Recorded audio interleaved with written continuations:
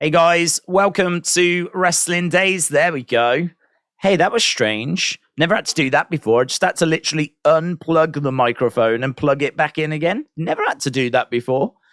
I wonder if that's because I was just on... No, it shouldn't be a thing. I was just on a Zoom call. So I wonder if like maybe the microphone was still connected. I don't know. I don't know what happened. Right, first of all, apologies that we're late. I was just doing a Wrestling Escape podcast that will drop tomorrow, and it overran as always. But this is a good one. It's going to be a lot of fun tomorrow. So we was just doing that. So that's why I'm a little bit late. In regards to what we've got coming up tonight, we have got quite a few things coming up. We're going to be hearing from Tiffany Stratton. We've also got Mustafa Ali and Joe Gacy. I believe we're going to be hearing from Ilya Dragunov. And then, of course, we've got the Schism taking on the Diamond Mine. So this is going to be the Creeds and Ivy Nile taking on Schism. So we've got The Rock's daughter, Ava, and then, of course, we've got the Dyad as well. Also, I believe there's going to be Blair Davenport taking on Dani Palmer. You might remember that she attacked her last week. As we said, we've got quite a few things coming up. There's also Damon Kemp taking on Eddie Thorpe. That's on the show tonight as well. The one that might grab attention, as we said, is Mustafa Ali and Joe Gacy, but also there's going to be fallout from Carmelo Hayes being attacked last week by Baron Corbin. So even though we don't have anything in the preview, I'm sure that we're still going to get something, video package, certainly a recap, but a video package or something. So, yes, there's plenty for us to get our teeth into. Code, shout out to you. You look great. I heard you felt ill. Daze is pale. Daze, are you well? Guys, Triple T lied. I feel great. I've never felt better. I feel alive. So, no, it was Triple T being Triple T. Triple T being a little tinker. He did tell me, actually, whilst we were recording the Wrestling Escape pod, he was like, everyone thinks you're sick right now. And I was like, well, I am pretty cool. Also, Women's Battle Royal, said Alexa Bliss Gamer. Shout out to you. Paulie said, I heard Rhea left Dom for days. Breaking news. Daze, do you think Brandy will be involved in the Cody Dominique feuds? Cody Dominique. Oh, Dominic Mysterio feuds. Don't think so. I haven't seen any word that we're going in that direction. I mean, I don't even know what kind of a feud we're... I suppose we could be going into a little storyline there. You could always look to bring her in and have her do something with Rhea, but no, I don't think so. I've not heard any word on the street that we're heading in that direction. So, on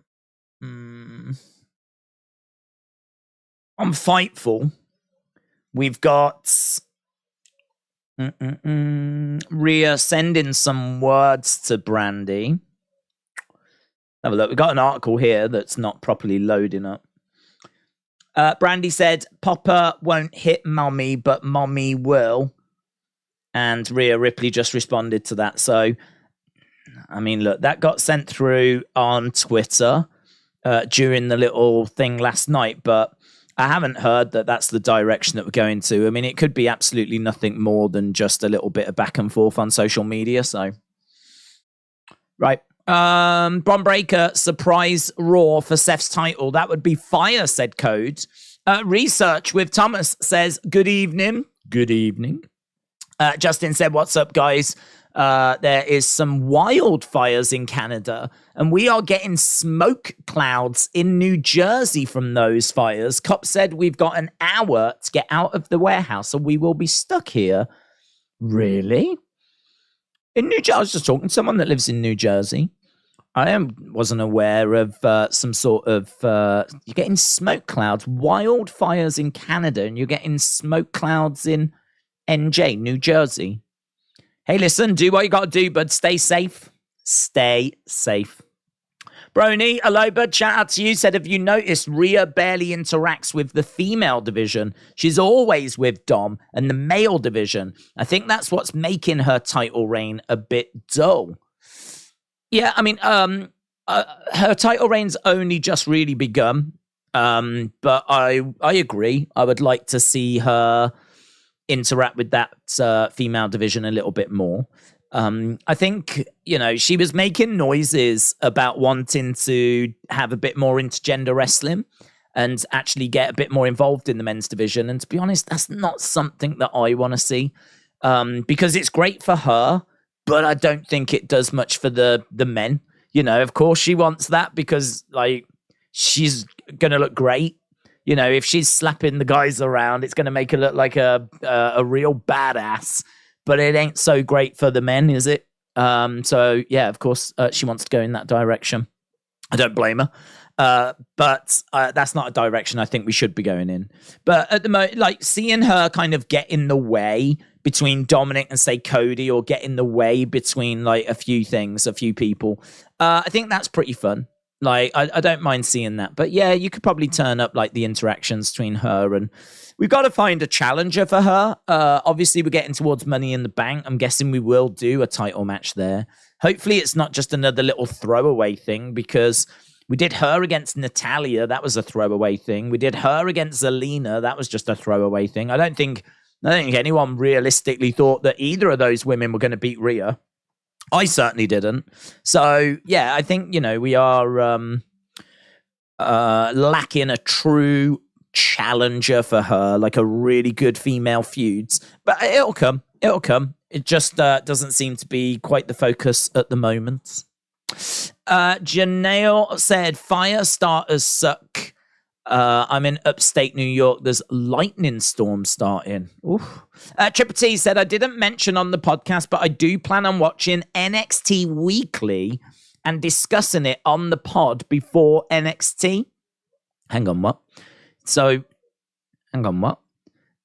What does that mean? So are we going to start talking about NXT on the Wrestling Escape Pods live before the start of this stream? Jim said, I thought Natty was going to win. I'm not just saying that as a Canadian. Joe said, Daze, I'm going to warn you, I am very emotional. I want to say thank you for the support about Bully, and I will deal with it.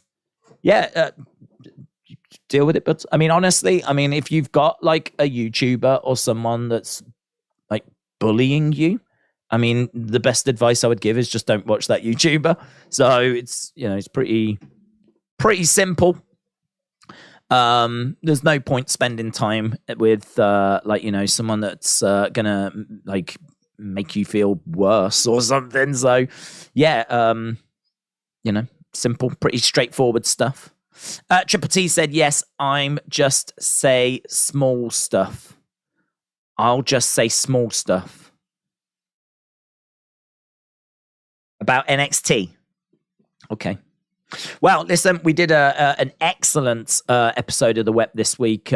We got Triple T's good friend E in. We did speak to her about a year ago. It was one of our best received episodes of the Wrestling Escape Pods. People really enjoyed it. And I think people are going to really enjoy this one as well. We just talk about so many different topics, so many different subjects. I think if you're someone that really enjoys hanging out with our community, and you're someone that really enjoys like the watch-alongs and the streams and everything, I think the Wrestling Escape Pod is a really good addition, because it allows us to touch on wrestling sometimes. A lot of the time, actually, but not so much this week. But equally, you know, we go off into other topics and talk about other things, and we get stuck into a few other things as well, which I just think is quite interesting. If you've got someone like that you enjoy watching, or a community you enjoy being with, the fact that we've got that as an opportunity to explore some other topics, I think it's a good little bonus ball. So it's called the Wrestling Escape Pod. It's got its own channel. We've got a nice little community over there, just doing its own thing. And as we said, normally we're live before NXT, but we had to record it this week. So there's going to be 3 people, and my computer won't cope with that. So it's pre-recorded. It'll go up tomorrow. It's a really good episode. Can't wait for people to see it. AB Jobson said, we're getting it here in New York. There's a fire in Halifax. We have had air quality alerts in Buffalo. Okay, well, stay safe, everyone. I wasn't aware that there was like drama and stuff going on out there in regards to like wildfires and everything. So I hope everyone's going to stay safe, do what they need to do. And hopefully we get a fire on NXT tonight with a fire episode. So looking forward to seeing what they've got for us. Certainly, I think from looking at Twitter, you know, there's some good stuff. I mean, Mustafa Ali in action on NXT. That's going to be awesome against Joe Gacy. Hearing from Tiffany Stratton is always fun. The Battle Royal was mentioned in the chat. That's a good shout. We've got Dragunov as well. And as we said, Diamond Mine against Schism. That could also be a lot of fun. So plenty of things to keep an eye on NXT this week. Research with Thomas Flynn said, have you been watching Impact? It's making a resurgence pay-per-view is on Friday. Porky Pig, shout out to you. Have I been watching Impact? No, I don't watch Impact, but I'm not an Impact hater. It's just never been part of my viewing. When it was TNA, I never watched it. When it changed to Impact, I didn't watch it. We've done a couple of shows, which, to be honest, whenever I've watched, has always been all right. I think we've scored at 7.5, 7.75 even. We've watched a few of their bigger pay-per-views. And as I said, you know, it's always been fine. So I don't know. Impact's in a weird place, isn't it? Because I think Impact does still struggle with a stigma of being connected to TNA. I think the fact that it's kind of overshadowed by AEW and WWE, the fact the ratings are so low, like those are things that kind of go against it. There could be actual stuff on the show that goes against it as well. But to be honest, I don't hear so much about Impact that's negative content-wise. Nowhere near compared to TNA. When TNA was around, it was a flipping dumpster fire. You was hearing like negative stuff all the time. I'm sure it was great. I'm sure people watched it and enjoyed it. But alls that would get reported to those that didn't watch it would be like the negative stuff. And it really built up a reputation of being like a bit cringe. And, plenty of examples of like really bad matches. We keep coming back to the Jeff Hardy thing. I keep coming back to that cage match, the electrified cage match, which was not great. There was a Shamel match as well, which I remember did the rounds back in the day. There was a few things, you know. And to be honest, I think you do get this. And I think you see this with AEW as well. If you get a new promotion that comes along and, you know, rivals WWE, then I think it will get shot down by like WWE fans that, you know, want to, you know, kind of protect that brand. They want to protect WWE. So I think there was probably some of that was at play. But Impact, I think because it's probably so low down in the ratings and because AEW is a much bigger focus for hate amongst WWE fans, it just doesn't get that kind of bad reputation anymore. I think if you talk about Impact, though, people still go, like, you know. But I think my impression is if you watch it, It's probably quite a good show. I mean, all I keep hearing about is how good it is. All I hear is that it's a really good show. It's got some really good stories. I know Killer Kelly's there, and I really like her. I know they had the Iconics, and I think they were different, but I do like the Iconics, and they were known as the Inspiration. Didn't watch them as the Inspiration, but I like them. So I know they were over there. Obviously, they've just picked up Naomi. That's cool. That's just cool. Naomi's cool. X Division has always been a real highlight whenever I have tuned in, so I'm sure that's still killing it. I don't know. It's got a fair bit going for it, and they've just had Jordan Grace as well, who's awesome. So yeah, I'm not down on it. It's just not part of my regular viewing. 10 minutes till NXT, said Bryson. Impact gets more views than Dynamite on TV on YouTube. Impact gets more views than Dynamite on TV on YouTube. Does it? Impact gets more than like 850,000? Do they put the whole episode on YouTube? They put the whole episode of Impact on YouTube, and it gets like over 850 odd thousand. I didn't know that. If that's true, whenever I see the TV ratings, it's always like 200, 300,000, something along those. In fact, I think it's like 200 and something thousands from TV ratings. But if they're putting the whole episode up on YouTube, I'm guessing that's not at the same time. That must be like is that like, I don't know how that works. I pay $1 a month to watch on YouTube, said SP. That's how we watch Impact on YouTube. Okay. So what are the TV ratings then? It must be on TV as well. Because whenever you see the graphs of the TV ratings, you've got like Impact at like 200 and something thousand. Then you've got like the line for Rampage. Then you got the line for Dynamite. Then you got Raw. Then you got SmackDown.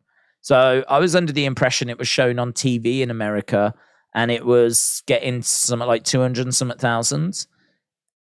The YouTube membership is Impact. They showed the whole show. Impact on YouTube is behind a paywall.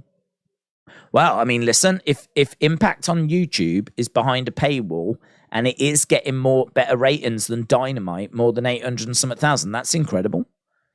That's incredible. It's on Access, which is a bleep channel. Okay. Right. Well, listen, it is what it is. For those that watch it, I think they enjoy it. I only hear good stuff about it.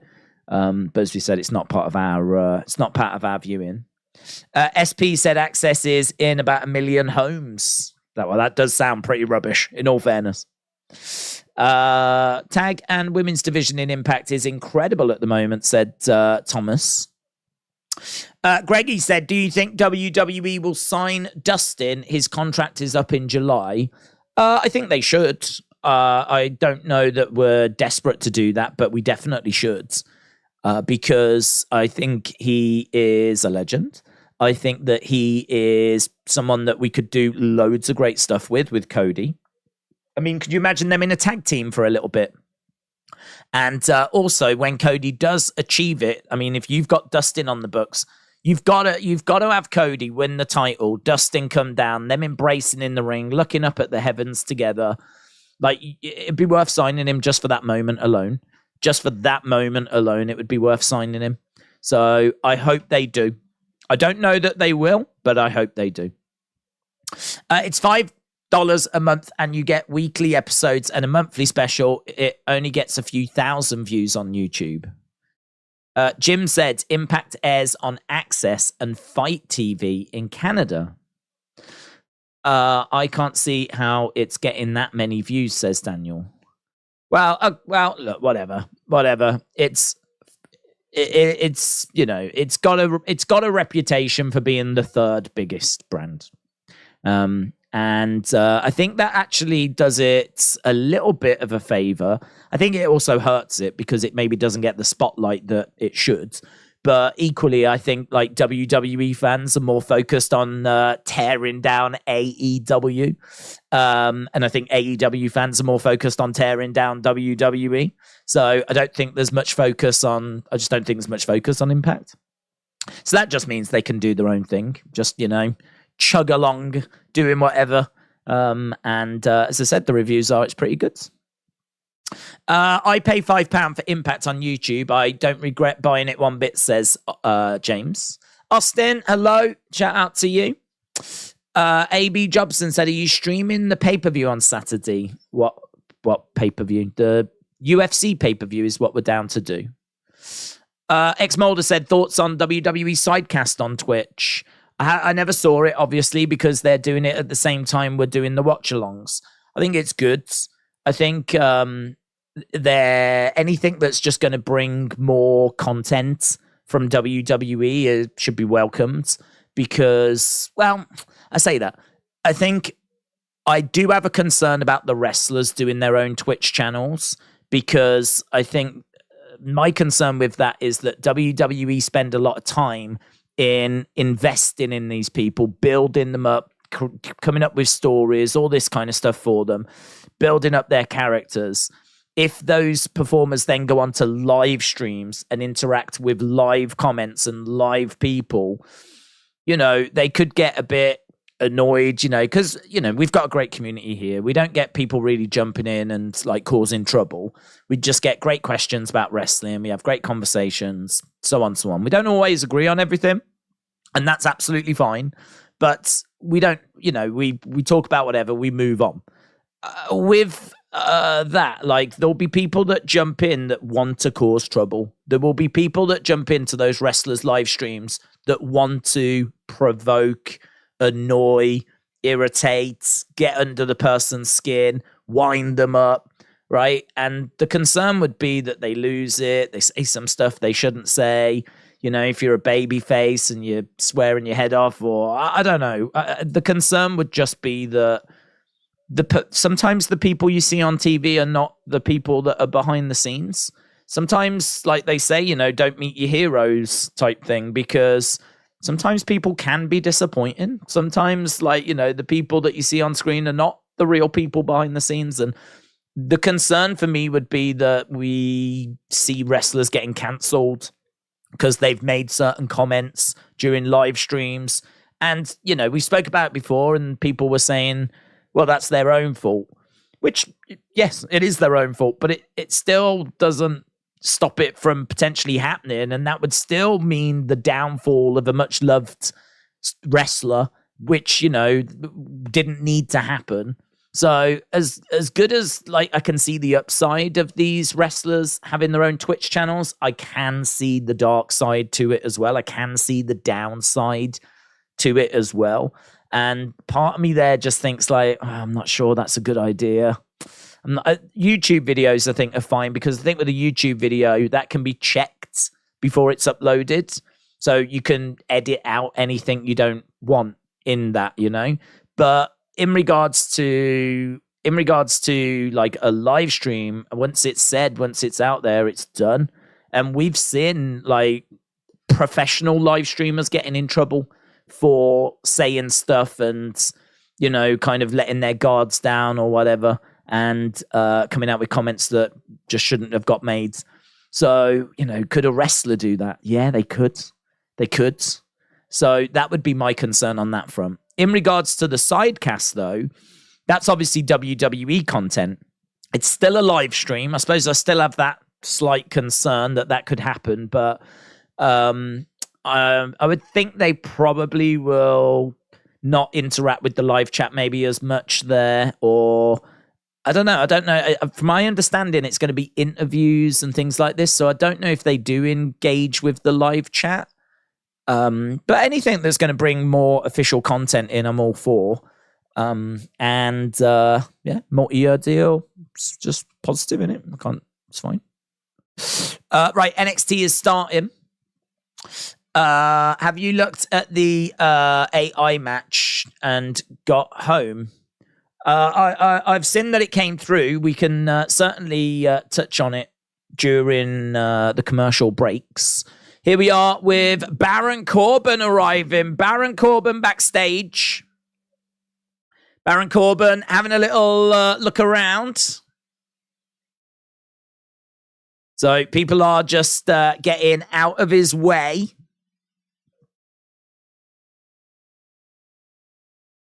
Tell them to hit my music, he says.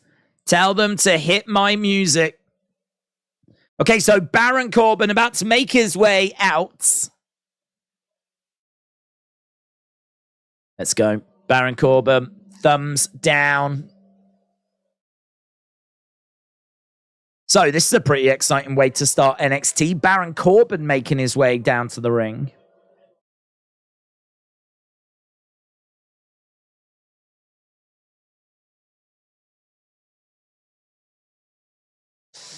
Okay. Lone Wolf, Baron Corbin. You have to let the wrestlers game and have their own expression. They're not robots. Perfect. WWE sole property. Oh, it's disappeared. Let me see if I can read the rest of that. You have to let the wrestlers game and have their own expression. They're not robots. Perfect. Or WWE sole property of when and where they can be on screen fully. Disagree. I disagree. I think with the amount of money that WWE are investing in them, they do have a right to protect that investment. And so it is a gamble.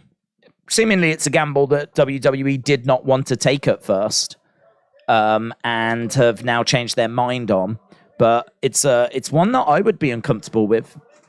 If I was paying these people the amount of money that they're receiving, I would be concerned they could go on and absolutely ruin it all.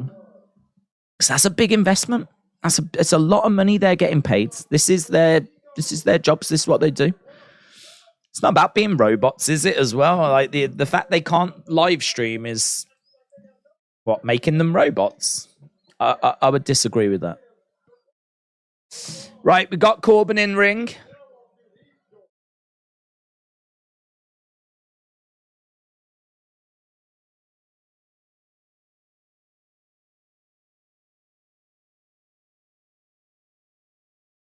So Corbin says there's people backstage complaining that they've not been called up.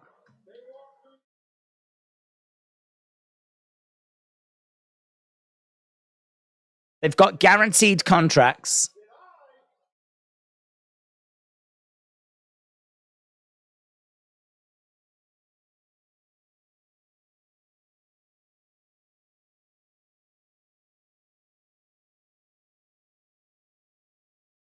So Corbin talks about starting in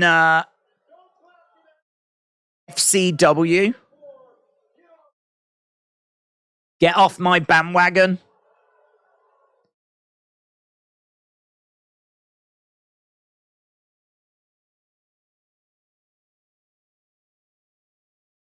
They don't show me the respect that I deserve.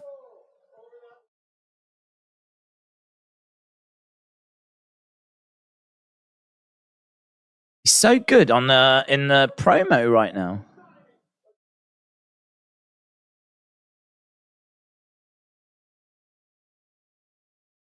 Every one of them is soft.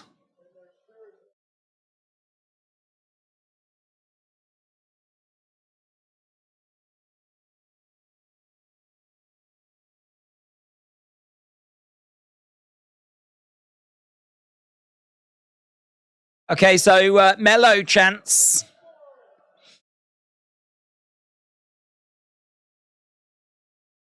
Mellow got a taste of main roster reality. Main roster reality.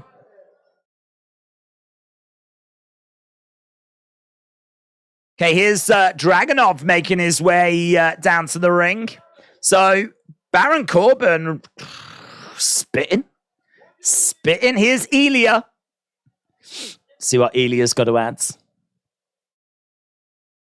He says, let me introduce myself.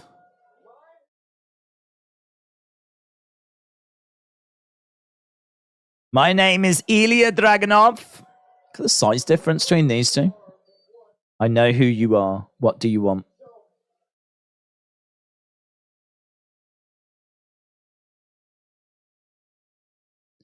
I come out to look you in the eyes. I'm not soft. He's not soft. He's not soft, and he's certainly not weak. I'm the most intense man in NXT, says Elia.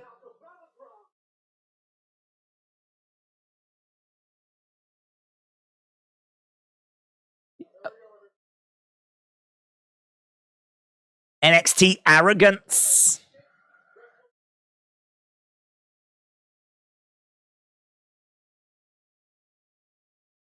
I'm the last man to pin Roman Reigns. I retired Kurt Angle. He's good. Corbin's good. Respect Corbin, says Moolah. Thoughts on Forbidden Door and Collision? Forbidden Door's looking quite good at the moment. Haven't seen much about Collision apart from CM Punk's back.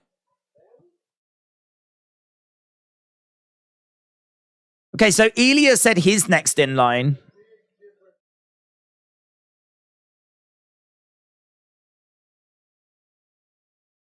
I jumped the line because I say so, says Corbin. It's one way to sort this.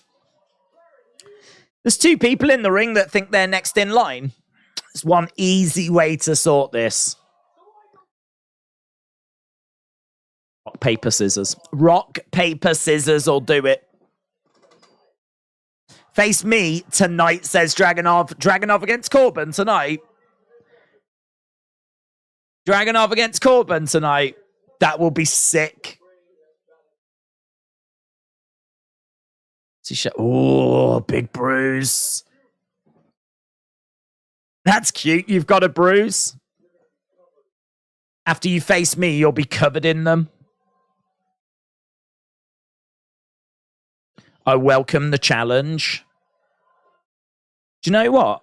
If that is a bruise that you got from Battleground, the fact it looks as bad as that all this time later, I mean, and it's a bad-looking bruise as well. It was nasty, but if that's legit, could you imagine what that was looking like this time last week?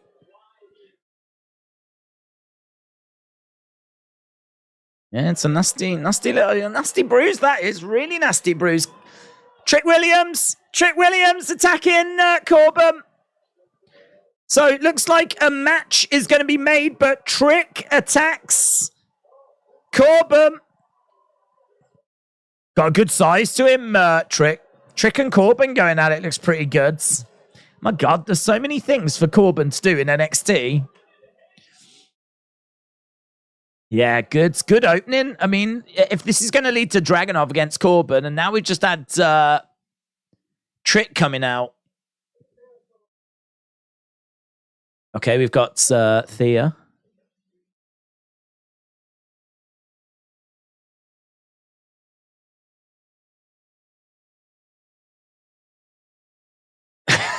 Thea tells Charlie to bring his A game tomorrow.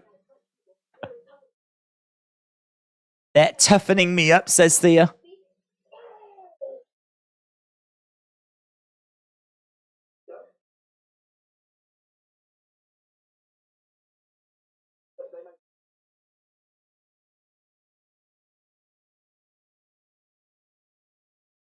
You just got to give it right back to them, says Thea.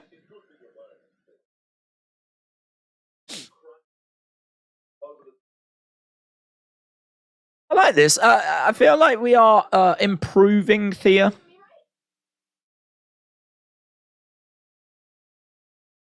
Okay, fun. Thea. So Thea shows Duke some moves that she's learned. Talking about crunching someone.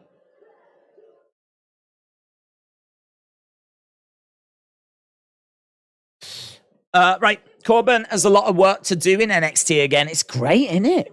It's great. There's so many different things for him to do in NXT. Love it. Treat Baron Corbin like they did Mandy Rose, please, said Austin. Listen, do you know what? He just stepped into that ring and just spoke. I mean, he just talked. It didn't feel scripted. It just felt... It was just good. It was just good. He was just talking, and I was listening, and I was like, this is just good. It feels genuine. I feel like he is angry, and he is talking, and he is kind of getting his points across. He's angry that these people feel so entitled. He's talking about being an OG. He spoke about starting at FCW and being part of that first class that moved over to NXT. It's good. It was really good. And honestly, I mean, if you think about what he does on the main roster, I mean, he can talk, like, actually his delivery has been fine, but the content at times has been so rubbish. I mean, when he was like Happy Corbin and he had Madcap Moss and they were doing the awful joke stuff, like, I think like many people, I liked it when he was broke and he had hit rock bottom. I thought that was really entertaining. I think that's probably the most engaging I found him. That was probably the best that I found him. That was probably the most interesting I found him. But yeah, I like it. I'm on board. I think this could be really good for him. Right, we've got this Santiago sent in this chat GPT match. So this is a back and forth. Okay, this is quite interesting. The way this is structured, it says announcer, crowds. Okay, let's see how this goes. So, announcer, ladies and gentlemen, welcome to this was generated by AI, by the way.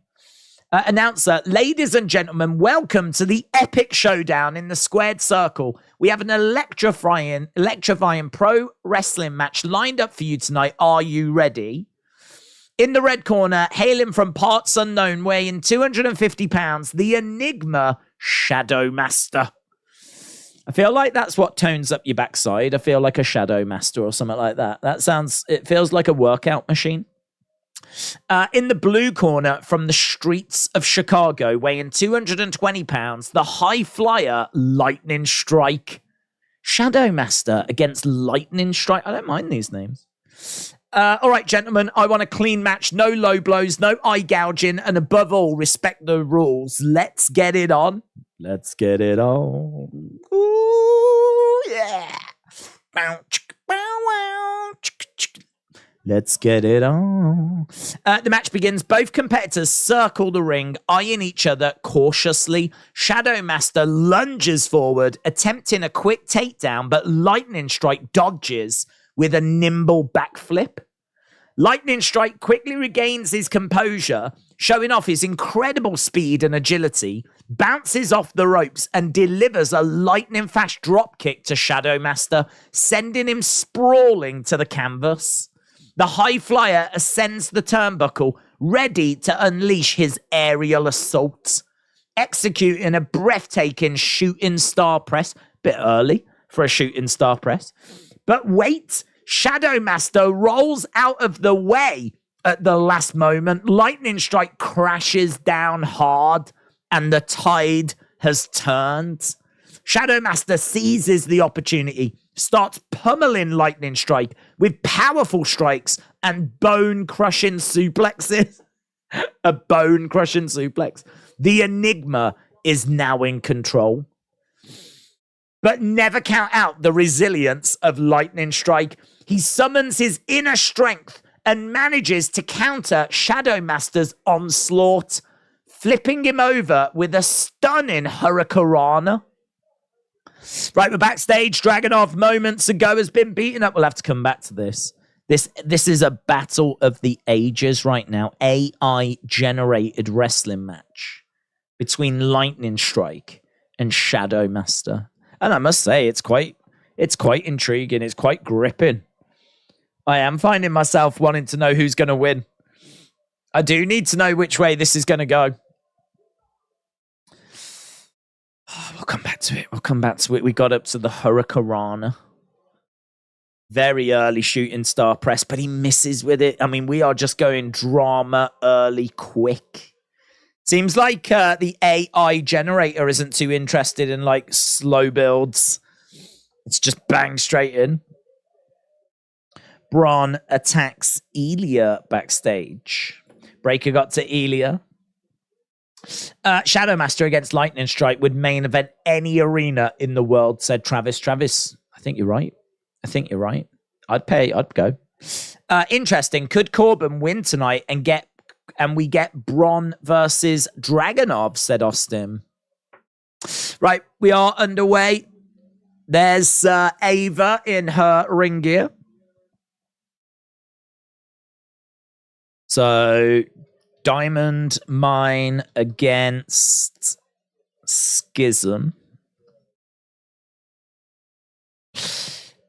Pretty sure these are Vince's production notes. There's not enough changes to them to be Vince's production notes. They'd have to be scribbling all over them, and everything would need to be completely changed. So there we go then. Ava is in the ring. You'd expect her to have just the best ring gear, because I'm pretty sure The Rock... I mean, she might be paying for it herself, but I'm pretty sure if she said to her dad, can you get me some like really great ring gear? I'm sure he would get her the finest stuff. I wonder if he tunes in every week or how it works. I mean, he must be watching this. He must be tuning into this. We don't see her compete that often. I think she's only been in maybe one match, tag match. So her being involved here, it feels quite significant.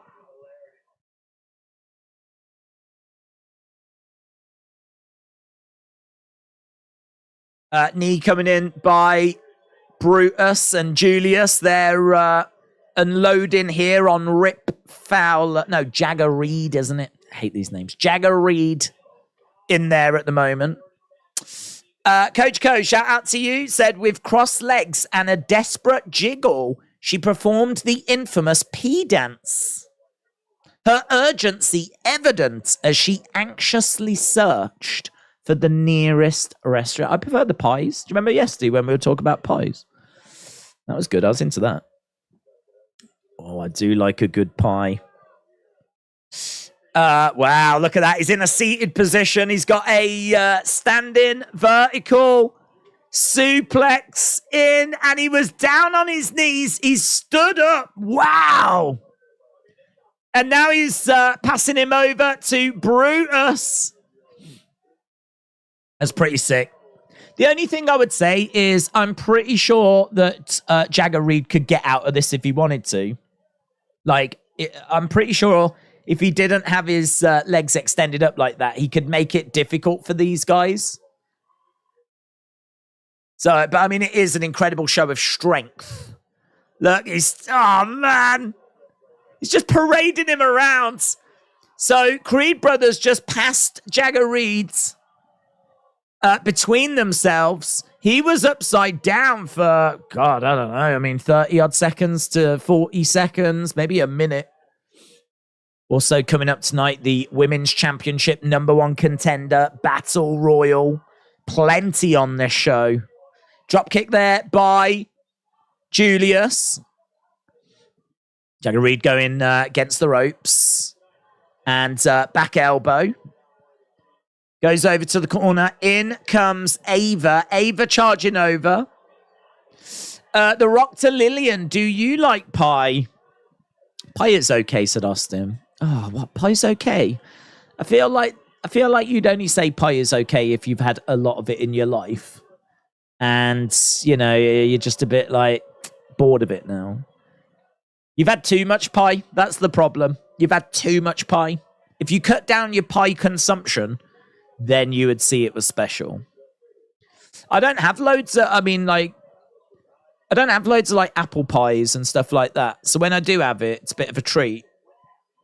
It's nice, man. It's special. Do you know, I've never had pumpkin pie. Never had it.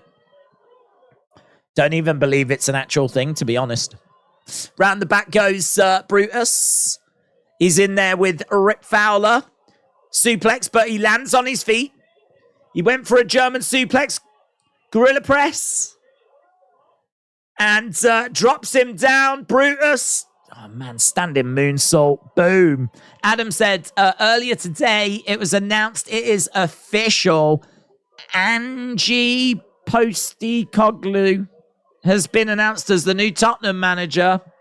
Well, can I just be the first to welcome Angie Postecoglou? I hope that Angie has a great time at Tottenham Hotspurs. Rip Fowler goes to the outsides. In comes Ava. Here we go. Let's go. Oh, commercial break. That's all right. We can go back to our AI-generated match from momentarily. So, we got up to the Hurricanrana, didn't we? We was, never count out Lightning Strike. He returned with a Hurricanrana. The High Flyer is back in the game. He tries to take to the ropes once again, launching himself at Shadow Master with a soaring crossbody, taking both of them crash into the ringside barricades. These Warriors are leaving it all in the ring tonight, folks. The referee starts counting and the crowd eagerly await their return. Both competitors stir, fueled by the adrenaline and the roar of the crowd. They make it back into the ring just before the count of 10, barely beating the ref's count. This match is a true display of passion, skill, and heart. Shadow Master and Lightning Strike lock eyes, knowing that victory is within their grasp. They exchange a series of intense strikes and dramatic near falls, keeping the crowds on the edge of their seats. With sheer determination, Lightning Strike executes his signature lightning bolt finisher. He hooks Shadow Master's leg for the pin. The bell rings. Ladies and gentlemen, your winner, the High Flyer, Lightning Strike. What an incredible match we've witnessed. Both competitors showcase their remarkable skills, but it's Lightning Strike who emerges victorious. Thank you for joining us, folks. It's been an unforgettable pro wrestling event. Until next time. Can I just say, this final line is my favorite line of this whole thing. Thank you for joining us, folks. This has been an unforgettable pro wrestling event. Until next time, keep your eyes. That's it. Keep your eyes. Until next time, keep your eyes. That's such a good sign off. Until next time, keep your eyes.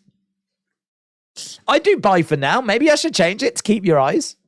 Thank you for joining us, folks. This has been an unforgettable pro wrestling event. Until next time, keep your eyes. It's great advice. It's great advice. Not enough people are saying that. Why does it take AI-generated content to tell us the things that we should already know?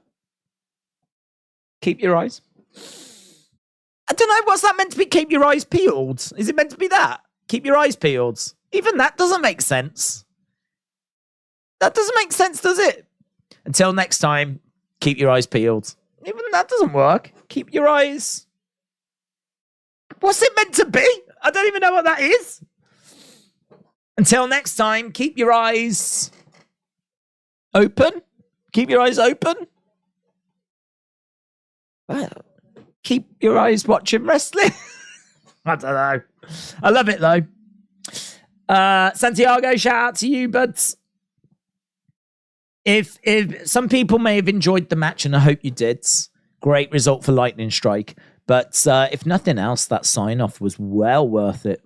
Well worth it. Daze, keep your eyes. Keep your eyes, Daniel. Keep your eyes, mate. We need to do scores for that AI match, said Dad Stuff. Yeah, get your scores in, guys. Get your scores in. Out of 5. What did you think? I thought they went big early, you know. I thought they went big early. I mean, a shooting star press literally a few moments into a match. That is... But you know what I like? He missed it. He missed it. And he should. If you're going to go for a shooting star press that early into the match, you probably are going to miss it. And he did. And to be honest, it doesn't sound like a bad little contest at all. Right, we are back to the action. 5 out of 5. They're coming in right now. Code said no blinking. No blink. Keep your eyes. 5. Meltzer thought it was 5. Actually, Meltzer only gave it 2. It wasn't in Japan. It wasn't in Japan. It wasn't part of AEW, so he only scored it 2. But I think that's a bit harsh. Kick out there by Brutus. 4.6, said Kian. It was a good swerve, says Arlene the Bean. Michael said, are you doing the big UFC pay-per-view? Yes, we do have plans to do that. Don't anger Seth. Then you will keep your eyes, said James. Keep your eyes. Draco, our soul, says 5. Justin says 0. Arlene the Bean says 100. Meave with a 5. Brad said, did they announce Hell in a Cell? They didn't announce it. Are they doing Money in the Bank qualifying matches? Is it too early for that? I don't believe they've announced Hell in a Cell. I haven't seen that announcement.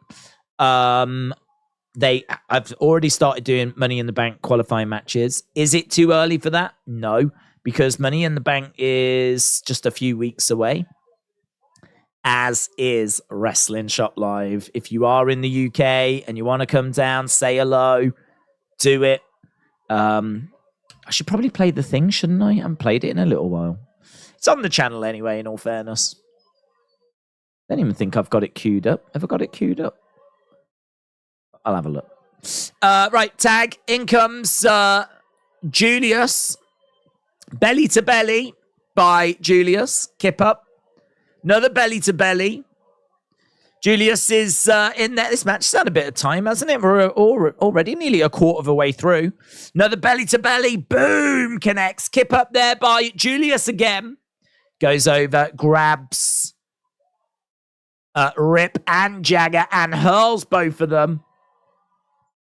Hey, what, man? He is so good. So good. Charges over.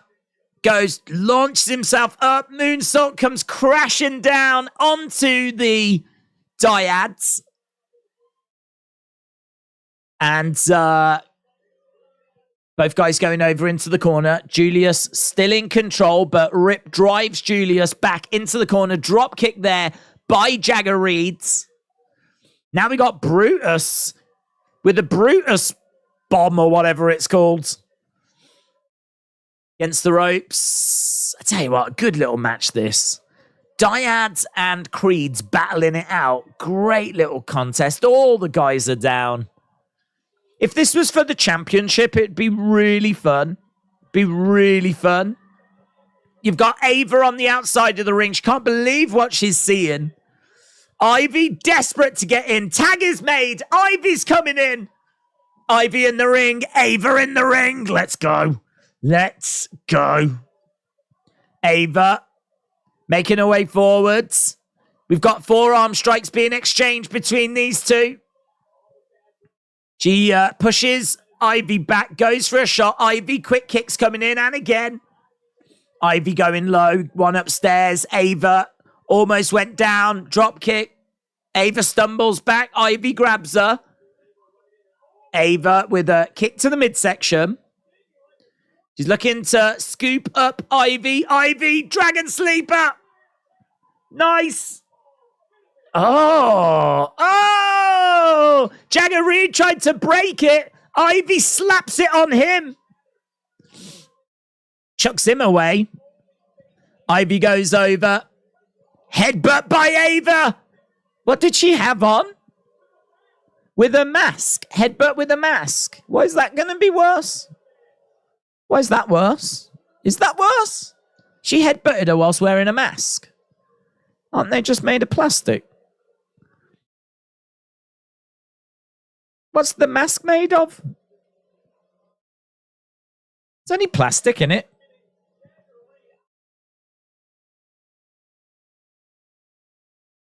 She had the mask on. Bang.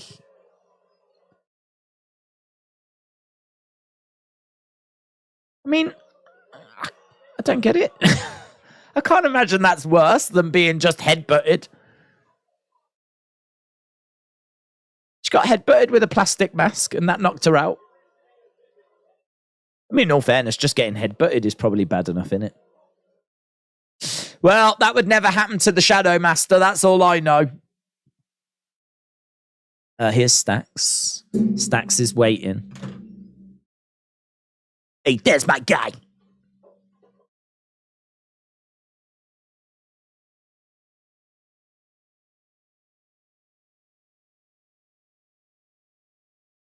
Okay, so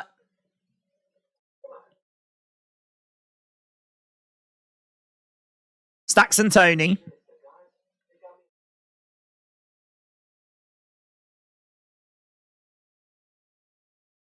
Tony's got a subscription to Peacock.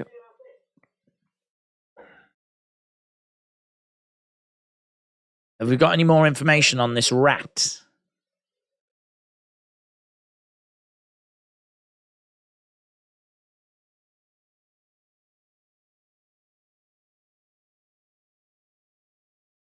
I don't know, Phil. Who's Kim Kardashian? Kim Kardashian?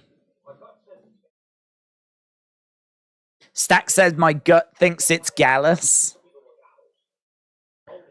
Who's Kim Kardashian?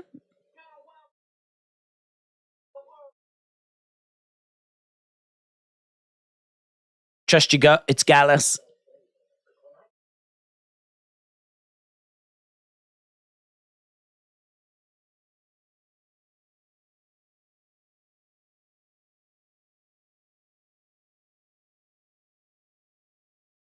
Three-on-one won't cut it.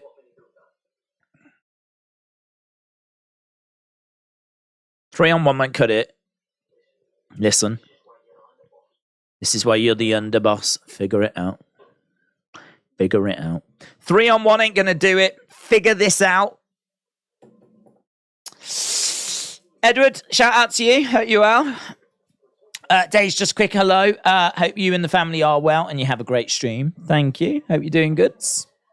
Q the Light Knight said Tony needs to step up on knowing what ones are the good ones. Is Tony locked up? He's locked up. He's been visited. He's in an orange jumpsuit thing. The mask is made of the same material as Lex Luger's forearm, said WrestleBuzz. Coach Co said, let's talk about the joy that pie brings. Let's go. From sweet apple to pecan, all delightful things. But there's another kind of pie that we adore, a cheesy, savory delight. Let's explore. Cheese pie. What the hell's cheese pie? Tony Crimangelo. He said Kim? I'm sure he said Kim. Huh? I don't understand. There's another kind of pie that we adore, a cheesy, savory delight. Let's explore. What the hell's cheese pie?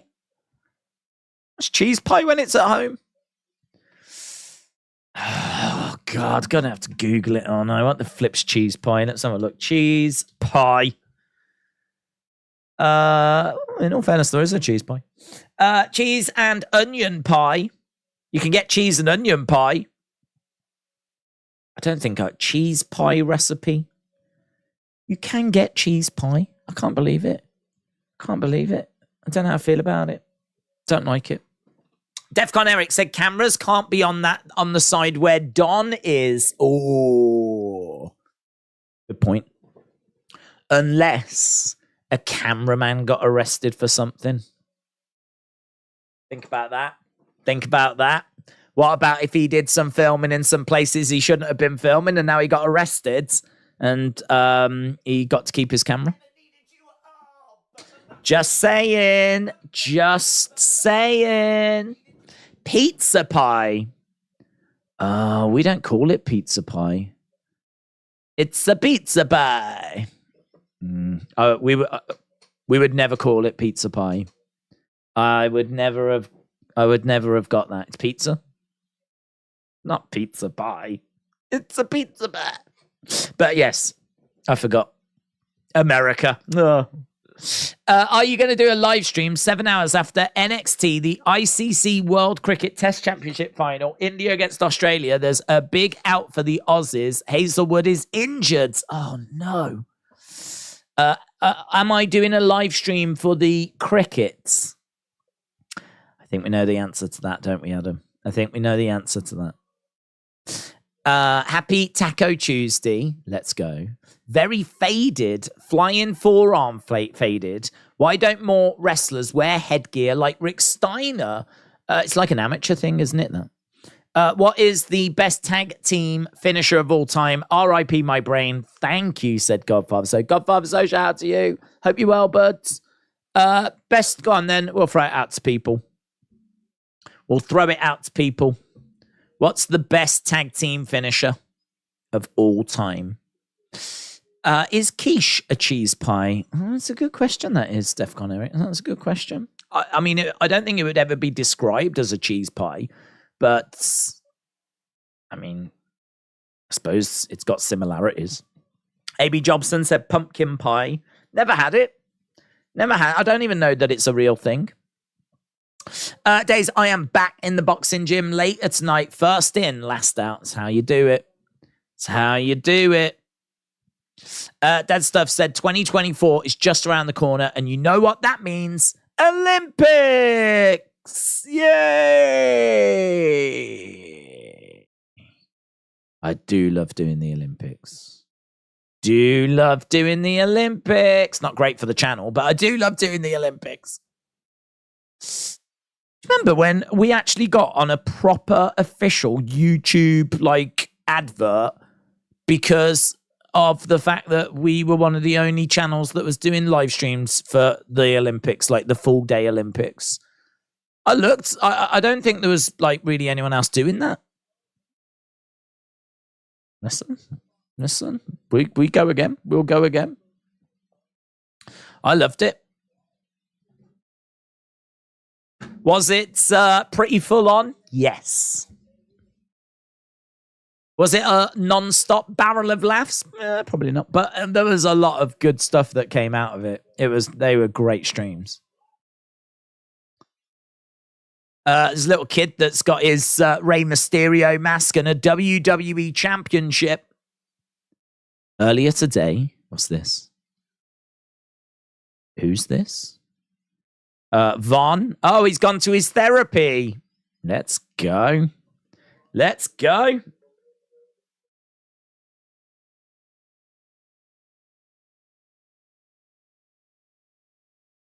Okay, so Vaughn is at therapy. I don't have an anger problem, says Vaughn.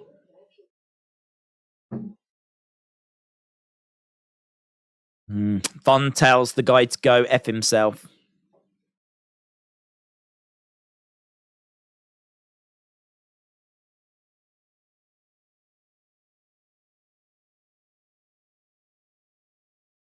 Wrestlers going to therapy can always provide some pretty fun moments. We're on the verge of a real breakthrough.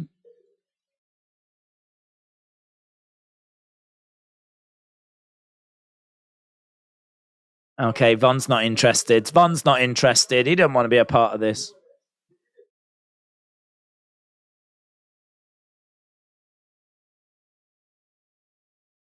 I'm not doing this for you. I'm not doing this for anyone. Vaughn's not interested. Oh, he's interested now. Let's go. He's going to give it a shot. He's got this. Go on, Vaughn. This is Vaughn's time to shine.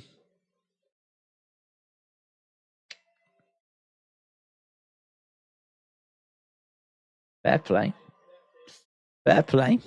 According to reports, Hell in a Cell has been dropped because Triple H doesn't like having cell matches just for the sake of it. I think that's good. I think, yeah, use cell matches as and when you need them rather than like it's time to do them. I do agree with that. He likes what he's seen, doesn't he? Right, I like what I'm seeing because now it's Dani Palmer against Blair Davenport.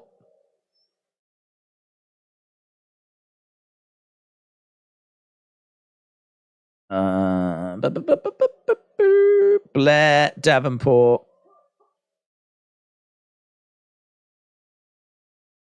against Dani Palmer. After tonight, there will be a little Von Wagner. Ooh. Right, let's change this on screen. We are, can you believe we're 40 minutes already into this show? 40 minutes in already? The flippity-doodah. Blair Davenport If Von somehow turned into the Hulk tomorrow, the Earth would shatter in milliseconds, says Nicole. I agree with it. Hell in a Cell pay-per-views were getting stale and boring, said James. Are you doing a live stream of the Ashes? Says Adam. Adam, there are no plans to do any cricket. I am a fan of watching England play, and I will certainly be watching the Ashes. But it's just not really something that this community, I think, are that passionate about. It's not. We've got a large American, Canadian contingent, and I don't think that cricket really resonates. So that is one that I will just view on my own personal time. Blair Davenport walloping Dani Palmer against the... oh, that was nice. She hurled Dani Palmer against the ropes, threw a knee into the midsection. Got Buster. Chucks her against the ropes again. She's doing well here. Davenport grabbing Dani Palmer. Planting her down. Keeping her grounded. We haven't seen much of Dani Palmer. This should be relatively comfortable for Blair Davenport. Ebba said, I love you. I hate having to leave. I need to get my head down. No worries, dudes. Does passing out work for a finish in an I Quit match? Yeah, well, in an I mean, I think in all matches, there has to be the ref stoppage element.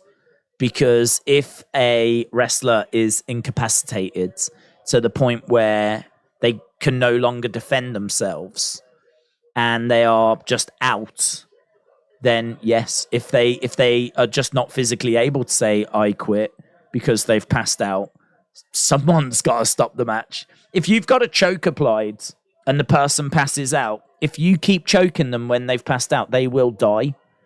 So someone has to stop the match. So this was a big conversation that was had during the Fiend Hell in a Cell match. When that was ref stoppage, people were very upset with it. I wasn't. I think ref stoppage absolutely belongs as a result in matches like that.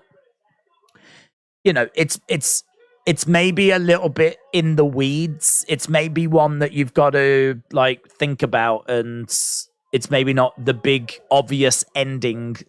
Certainly not the most obvious way that an I Quit match could end, is it? Nice work there. Falcon Arrow by Blair Davenport, and that's going to give her the win. Blair Davenport gets it done, picks up the victory. It wasn't all one-sided, but it was pretty solid stuff from Blair Davenport. So, yes, should be... I can't see any reason why you can't have ref stoppage.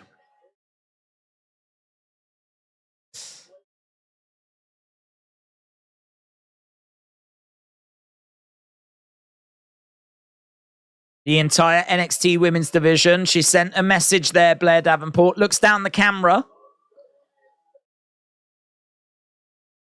Says a few words and walks away. There's plenty of people that are going to want to get at her, aren't they? Dana Brooke!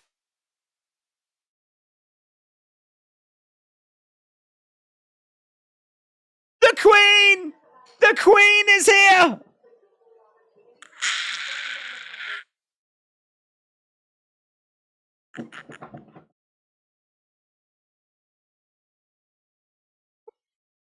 The Queen! Yes, Queen! Baron Corbin against Trick Williams. Oh, that's not as good as Baron Corbin against Dragunov. Baron Corbin against Trick Williams. Dana Brooke in the house. Can you believe?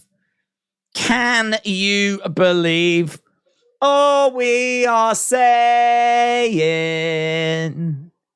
give Dana Brooke a chance. God, everyone. Oh, we are saying, give Dana Brooke a chance.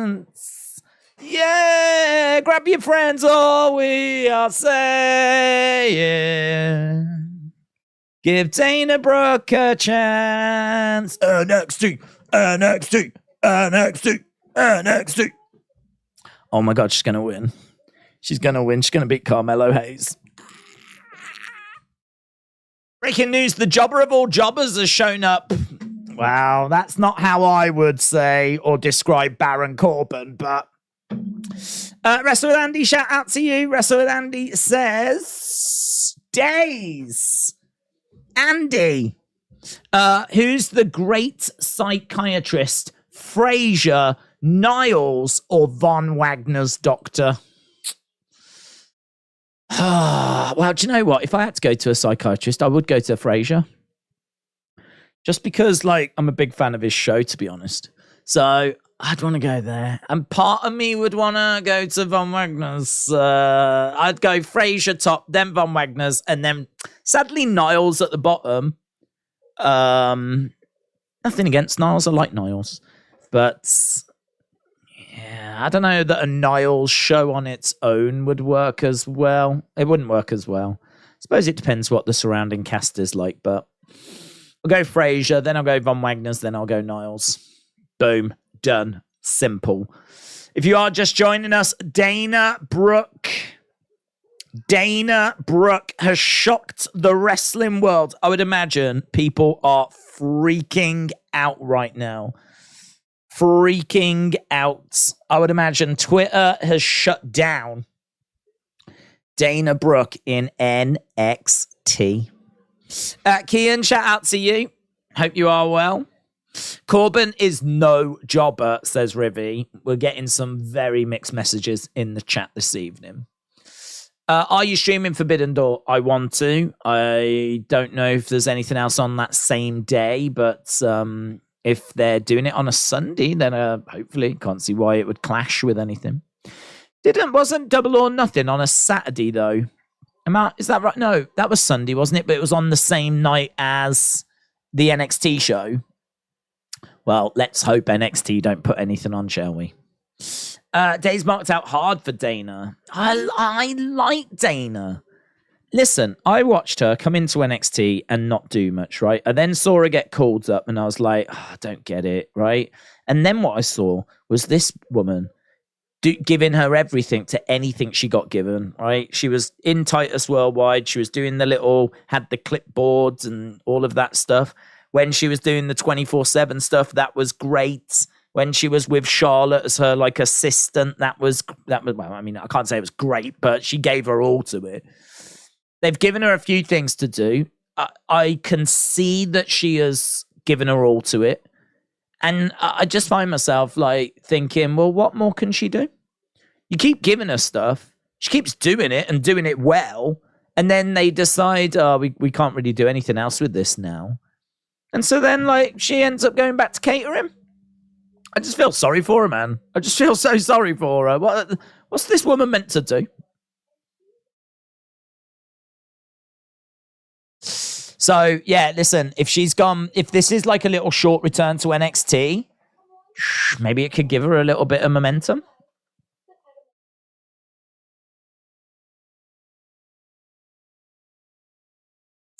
I've made this championship the most desirable championship of all, says Tiffany. You kidding me? No one was happy for me when I won this. I was happy for her. I was happy for her.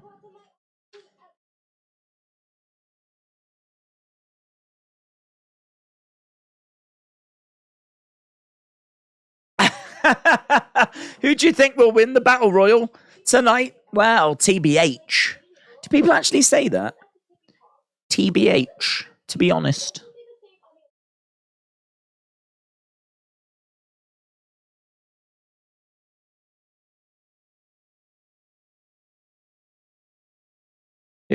She is good when she is in that backstage area, having a bit of back and forth.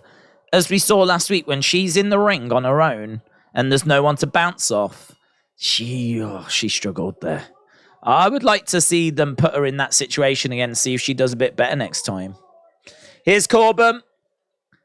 Burn the ships on his shirt. Booze for Corbin. He could really do with some iconic ring gear, couldn't he? He could do with some ring gear that really pops. 2 championship matches in 48 hours, then this. Let me get back to 100%. I'll run circles around Buddy. So, just some black shorts. I'm guessing that's a band. Burn the ships. Don't know. Here's Trick. So, Baron against Trick coming up next. That was a better promo than the one last week. She's good when she's backstage and has got someone to, like, bounce off. Baron Corbin versus Carmelo Hayes. Right.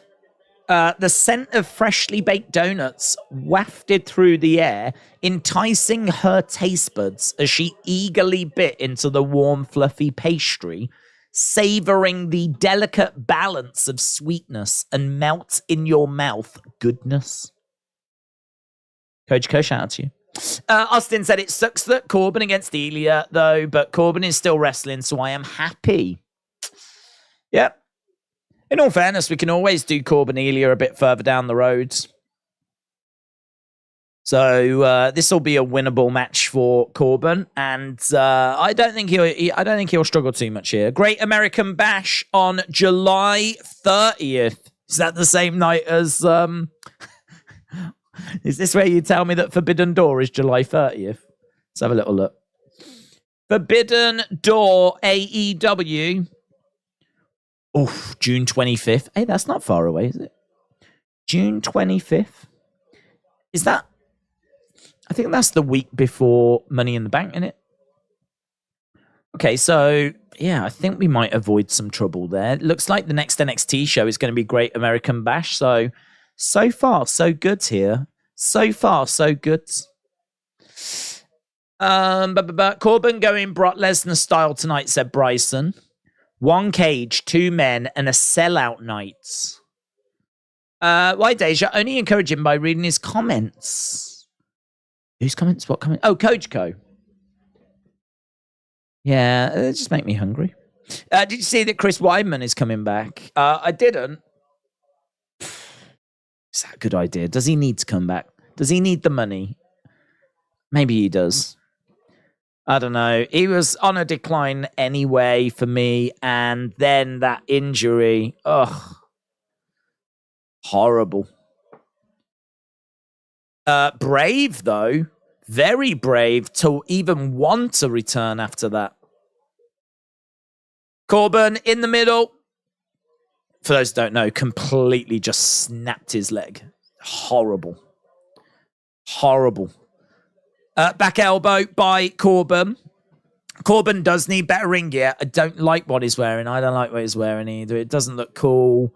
Doesn't look iconic. Doesn't make him stand out. In the corner goes Trick. Corbin charges in after him. Big shots coming in by Trick. Bang, bang, bang. Unloading here on Corbin. Corbin slumping down. Corbin charging over. Trick with a drop kick. Oh, yeah. Trick. Going to commercial break as Corbin spills to the outsides.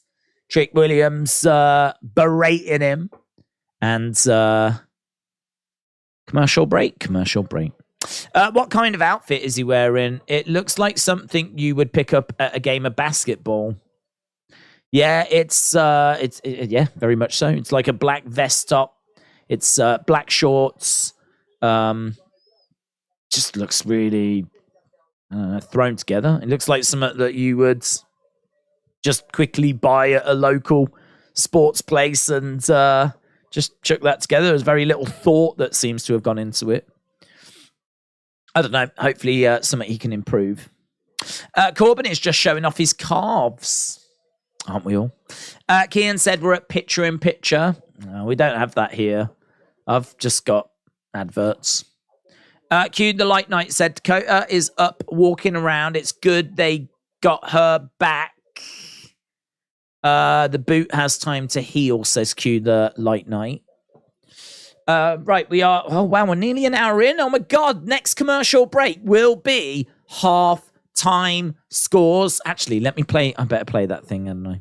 Let's go! Wrestling Shop Live returns to London this summer. This 5-day event is one that you can't afford to miss. Located at London's Waterloo Station in an area called the Sidings, Wrestling Shop Live will be the place for wrestling fans to visit. This pop-up store will feature tons of wrestling action figures, including a lot of items not currently available on the high street, plus other wrestling merchandise to browse and purchase, plus wrestling YouTuber Wrestling Daze, whose channel has been viewed over 100 million times, will be in attendance on Thursday the 29th and Friday the 30th of June. Daze will be available for photos, autographs and conversations, but not only that, Mattel are also scheduled to be in attendance, meeting wrestling action figure fans, discussing their incredible range and revealing brand new figures. All this and so much more is why Wrestling Shop Live is going to be the can't miss event of the summer. Click the link in the description for more information and I'll see you there.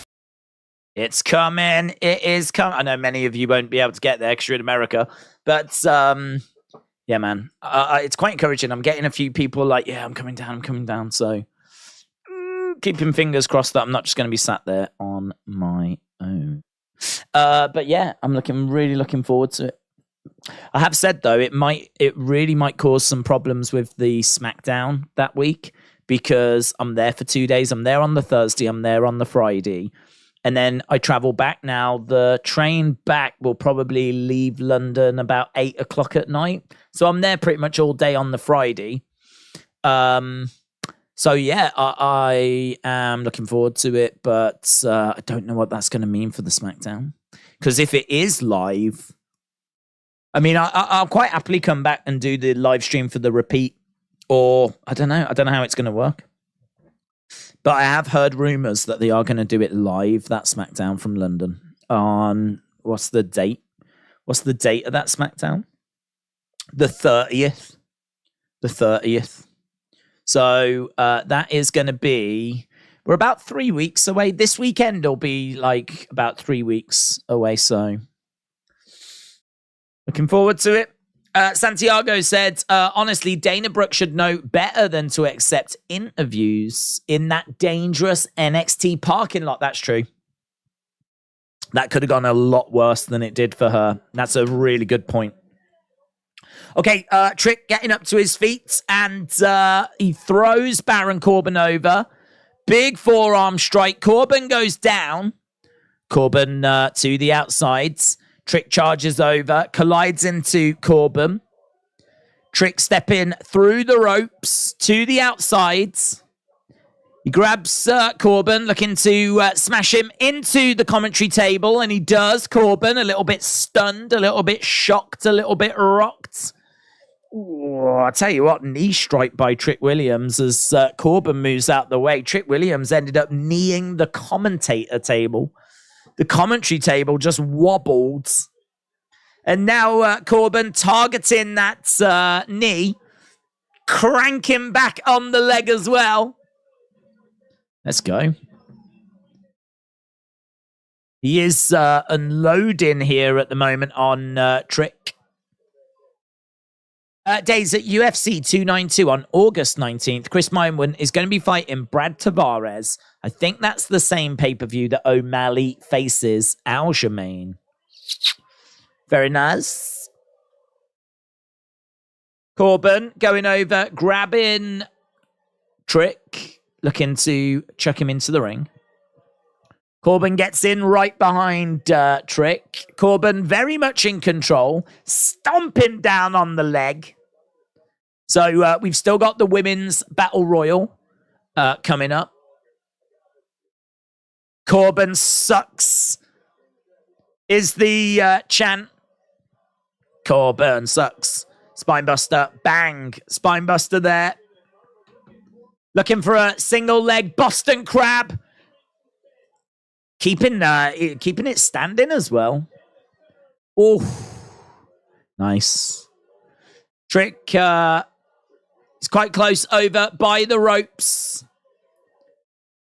Trick Williams trying to get over, trying to get to the ropes, reaching, and he gets there. Referee comes over, tells Corbin to break it. Kick coming in by Trick, and again. Another kick coming in, Corbin. Kick in the head, Enziguri by Trick. So Trick is down, Corbin is down. Coming up next, Mustafa Ali against Joe Gacy. The only thing I will say is this is developmental. And, you know, we've got Baron Corbin in this match. We've got Mustafa Ali coming up next. We've got Dana Brooke in the Battle Royal. Like, I feel like we're all right. We haven't flooded it with main roster stars, but there's a fair few main roster stars taking some spots here.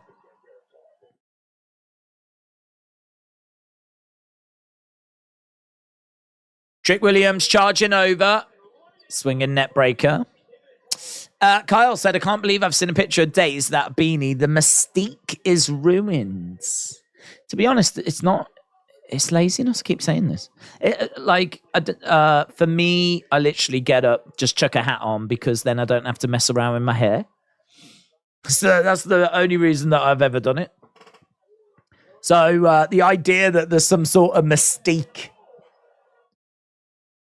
is quite funny to me. Because it was born out of laziness. Right, Trick charges over. Deep six, but it wasn't a good deep six. 1, 2, kick out.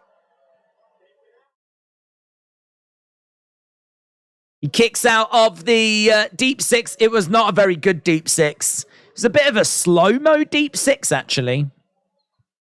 I wouldn't say it was a deep six. I'd say it was a light 2. It's a wrestling joke. It's a Baron Corbin finishing move wrestling joke. Come on! Come on! Right, we've got Corbin in the corner charging over. Trick Williams moves out the way. Corbin drives his shoulder into the ring post. Big right hand by Trick. And again, Corbin is rocked. And down, actually. Corbin goes down. Trick Williams telling Corbin to get back to his feet. Tricks. Oh, his leg buckled. You could see the knee just sort of wobble a bit there. End of days. End of days. 1. It's done. It's killed him. It's dead. End of days. Boom.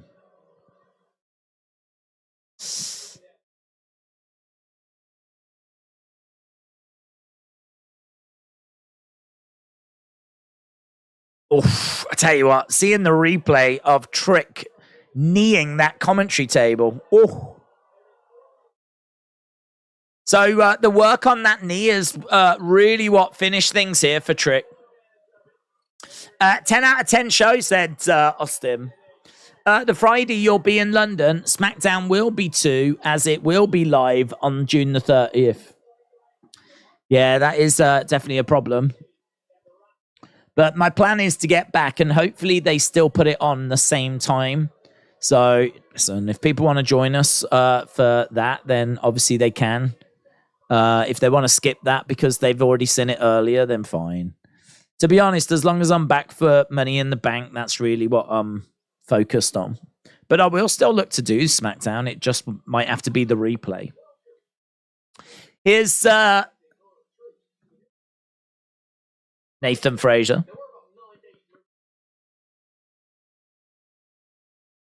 The landscape of NXT never stops shifting, says Nathan Frazier.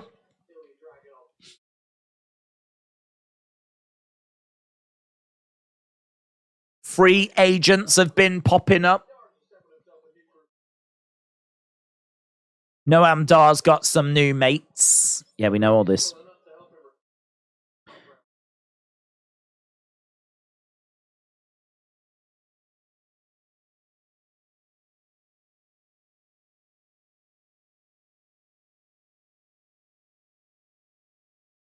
Noam is still the Heritage Cup holder. Yeah. Myself and everyone else are going to have to deal with it.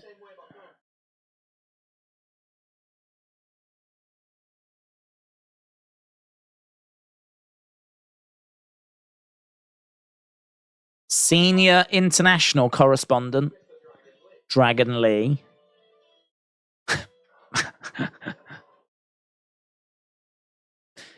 Okay, Dragon Lee's here now. Dragon Lee's on the show.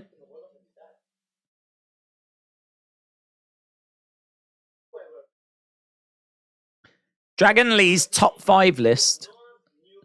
New group names. Oh, this is good. 2 awful chat show hosts. The Oro Mensa Experience. The Jakara Jackson 5. The Jakara Jackson 5 is good. The long lost legend of Lash Legends. And number 1, name for the group, Noam's Rent-A-Friends. There, that's good, that is. I do like Jakara's Jackson 5. 2 awful chat show hosts is pretty fun. The Oro Mensa Experience is pretty fun. Jakara Jackson 5 is very fun. The long lost legend of Lash Legend.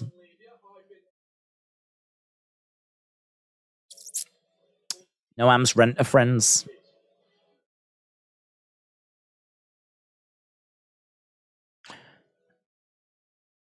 Okay, we're backstage with Mustafa Ali.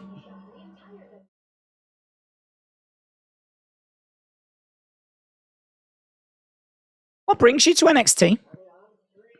It's a free agent. Free agent Ali.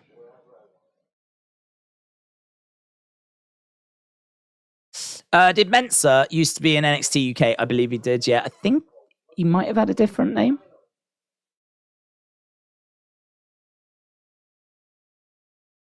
Here is Wesley. Wesley is excited. Perhaps he's hoping he can join Retribution. Wes, come on, come on. Don't just hand me an opportunity.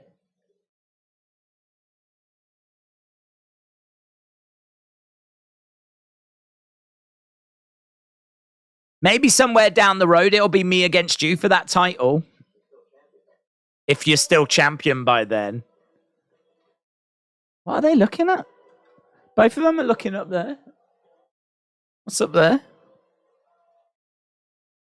Right, here's Mustafa Ali. Hashtag get a life, kid, said Wrestle with Andy, yes. Get a life, kid.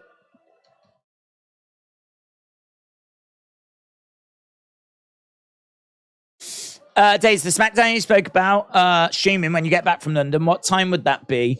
Well, hopefully at the usual time. So hopefully if they are going to do it live, hopefully they still show it at its usual time for those that would tune in at that usual time. If that's just not possible, then, you know, it's just not possible. And as we said, as long as we're back for Money in the Bank, which we will be, that's my big concern.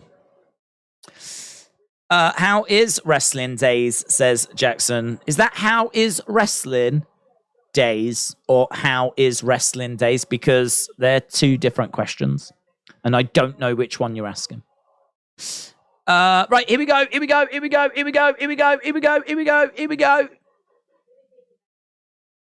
Halftime scores, everybody, it's the halftime scores. I really want to know your halftime scores. Put it in the chat.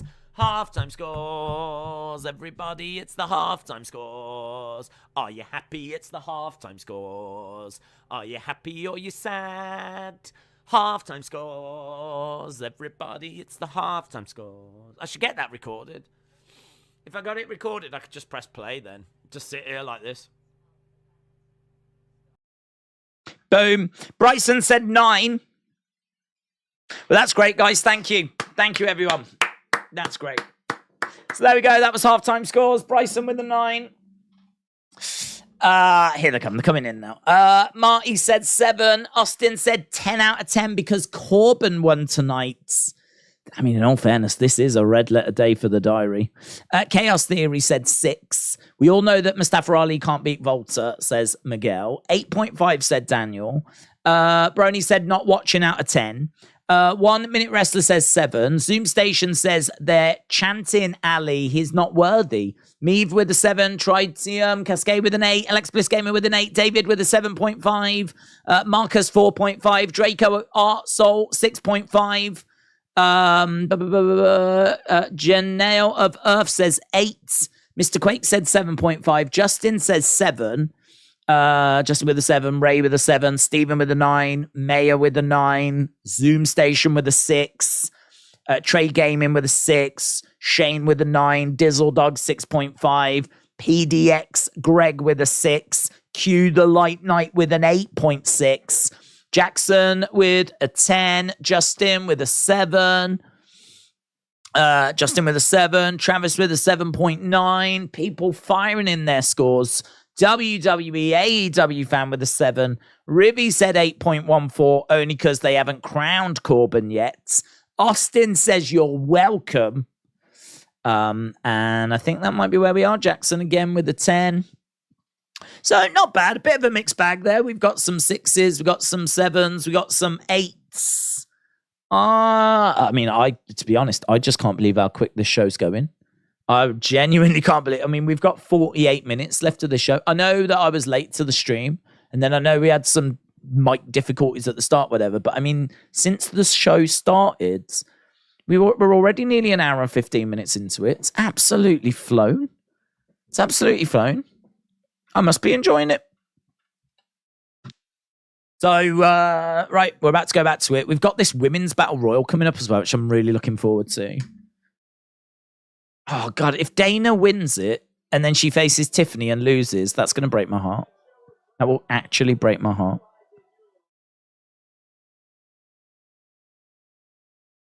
Undertaker, London, Wolverhampton, Manchester, and Glasgow.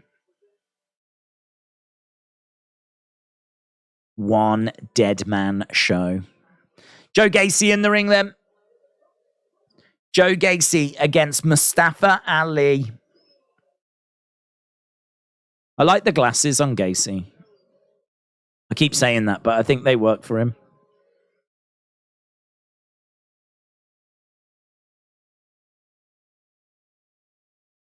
Okay, here we go. Joe Gacy, Mustafa Ali.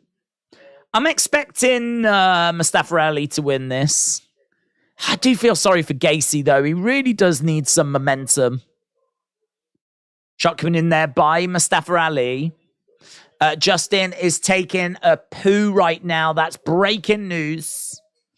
Prepare for your heart to be broken, because Tiffany ain't losing, says Brony. Well, to be honest, I just hope that Dana doesn't win there. I hope that a couple of people cheat and she gets eliminated. Thanks to someone cheating, which then sends her off into a feud. Why take the train? Couldn't you drive? Would it take too long? Yeah, it would. I think it would probably take longer than just taking the train. Plus, it wouldn't get me back in time for SmackDown anyway, because if SmackDown is going to be live, it's going to be on about 8 o'clock here in the UK. And to be honest, I'll only be looking to leave wrestling. I'll only be looking to leave London at that time. Takes about 2 hours 10 to get from London on the train. It'll take a bit longer than that by car, but about 2 hours 10 to get back from London. So if I leave London at 8, I should be back home. 2 hours 10 means I'll get into Telford's at about 10:10, 10:20, something like that. Then it takes about 20 odd minutes to get back to mine. So I'd probably be getting back at around about, 11 latest. If I leave London at 8, I'll be back home 11 latest. Which is no good. Obviously, if the SmackDown show starts at 8 o'clock, in order to make that, I'd have to leave at, say, 5. It's too early, isn't it? Leaving at 5, that means, like, That's too early. There'll be people that I might miss out on seeing. I never do meet and greets. Never do them. So I really want to make sure that I'm, there and present for as many people as possible. And you have to think as well, a lot of people are going to be at school. A lot of people are going to be at work in the day. So I think it might be later that it'll get busier as well. So to leave at 5 would be pretty poor. That'd be a poor show. So yeah, there's no way of carving it up really. The only way I could do it would be if I was to live stream it somewhere in London.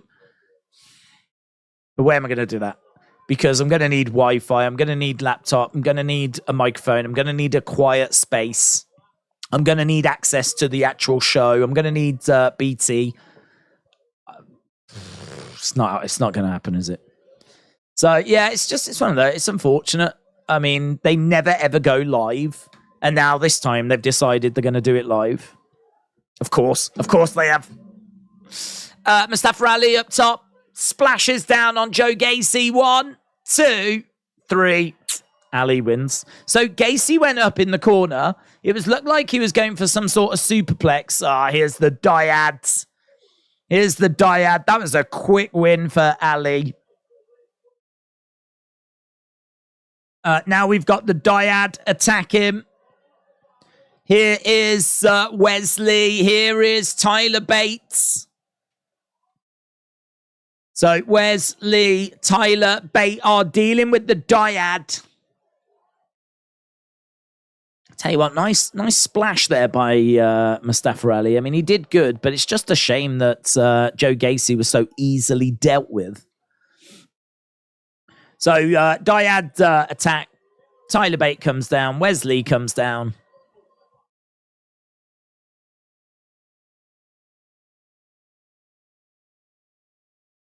Okay, we're backstage with Fallon Henley.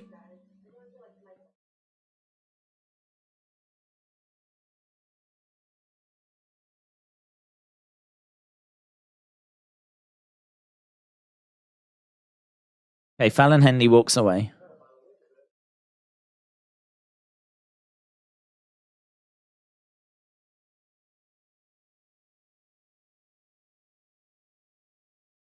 Okay, so Anofi and Blades are upset because they don't know as much about each other as other tag teams know about their partners.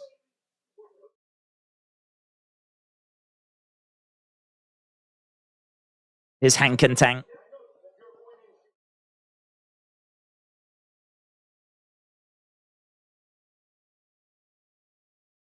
Yeah, I don't know what this is. 6-man tag, homie. What time does wrestling come on in the UK? Normally 1 in the morning. That would be the normal time that it would start.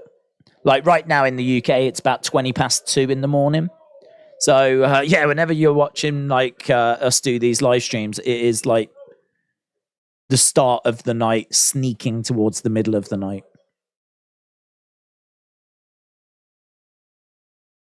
Doesn't matter if you're on the same page or not, said Gallus. You would never beat us for the titles.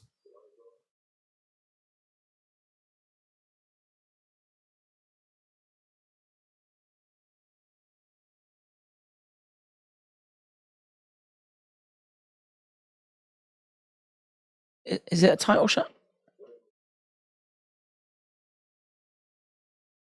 Okay, Anofi. I mean, I don't know. I think that was an attempt at a bit of comedy. It didn't quite grab me. But is this Eddie Thorpe now?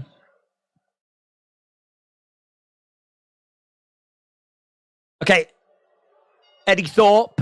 He's taken on Damon Kemp, I believe. We've only got 40 minutes left.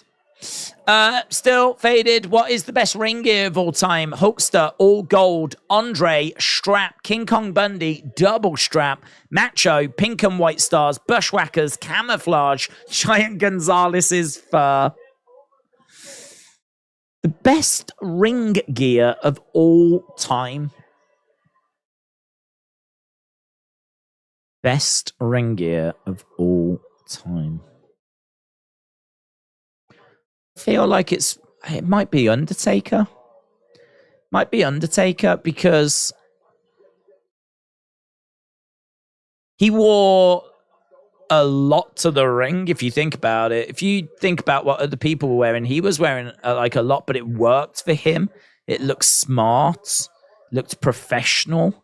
It was all black. I like the grey boot colorings. I like the grey gloves as well.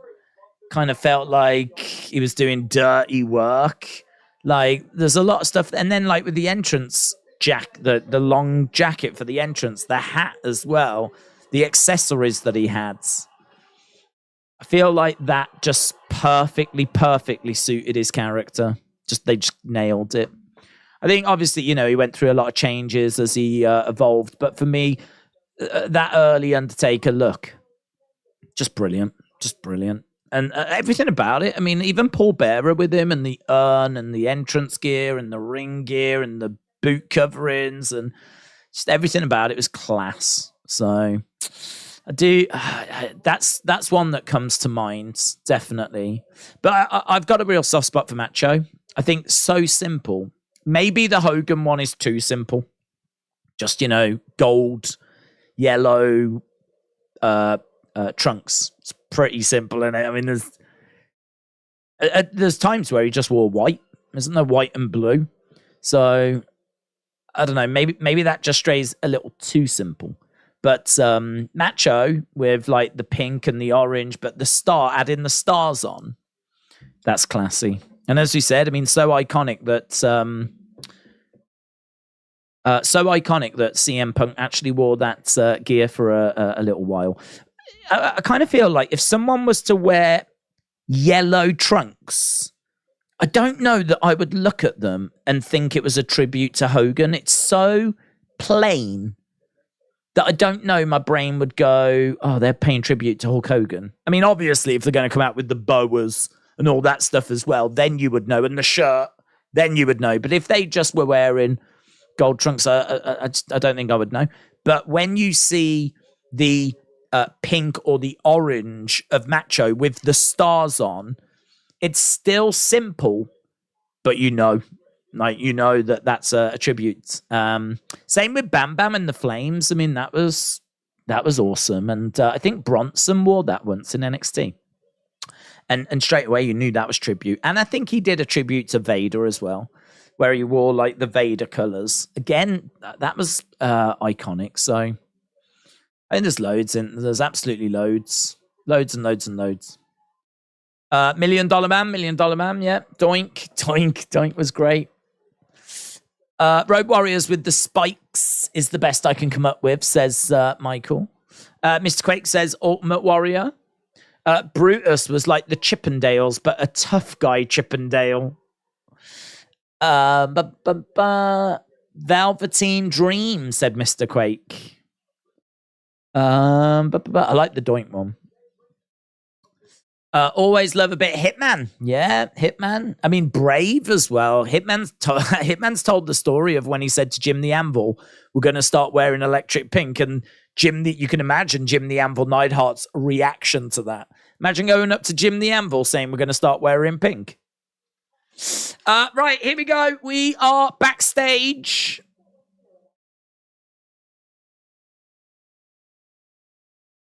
This is our group with Dar's Rent-A-Friends.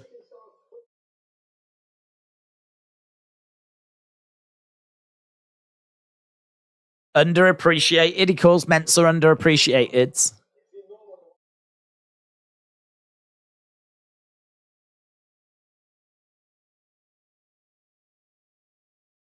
Just the beginning.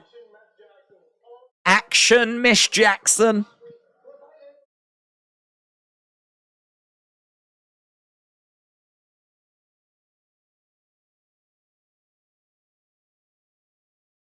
Okay, and Lash Legends. Sort of feel like Lash Legend is this generation's Nia Jax. It's like Nia Jax has returned.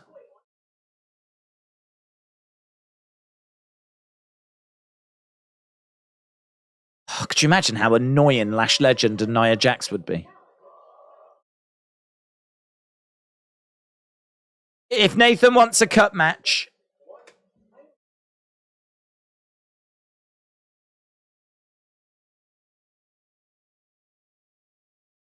the metaphor. The metaphor. Is that what they're called? The metaphor.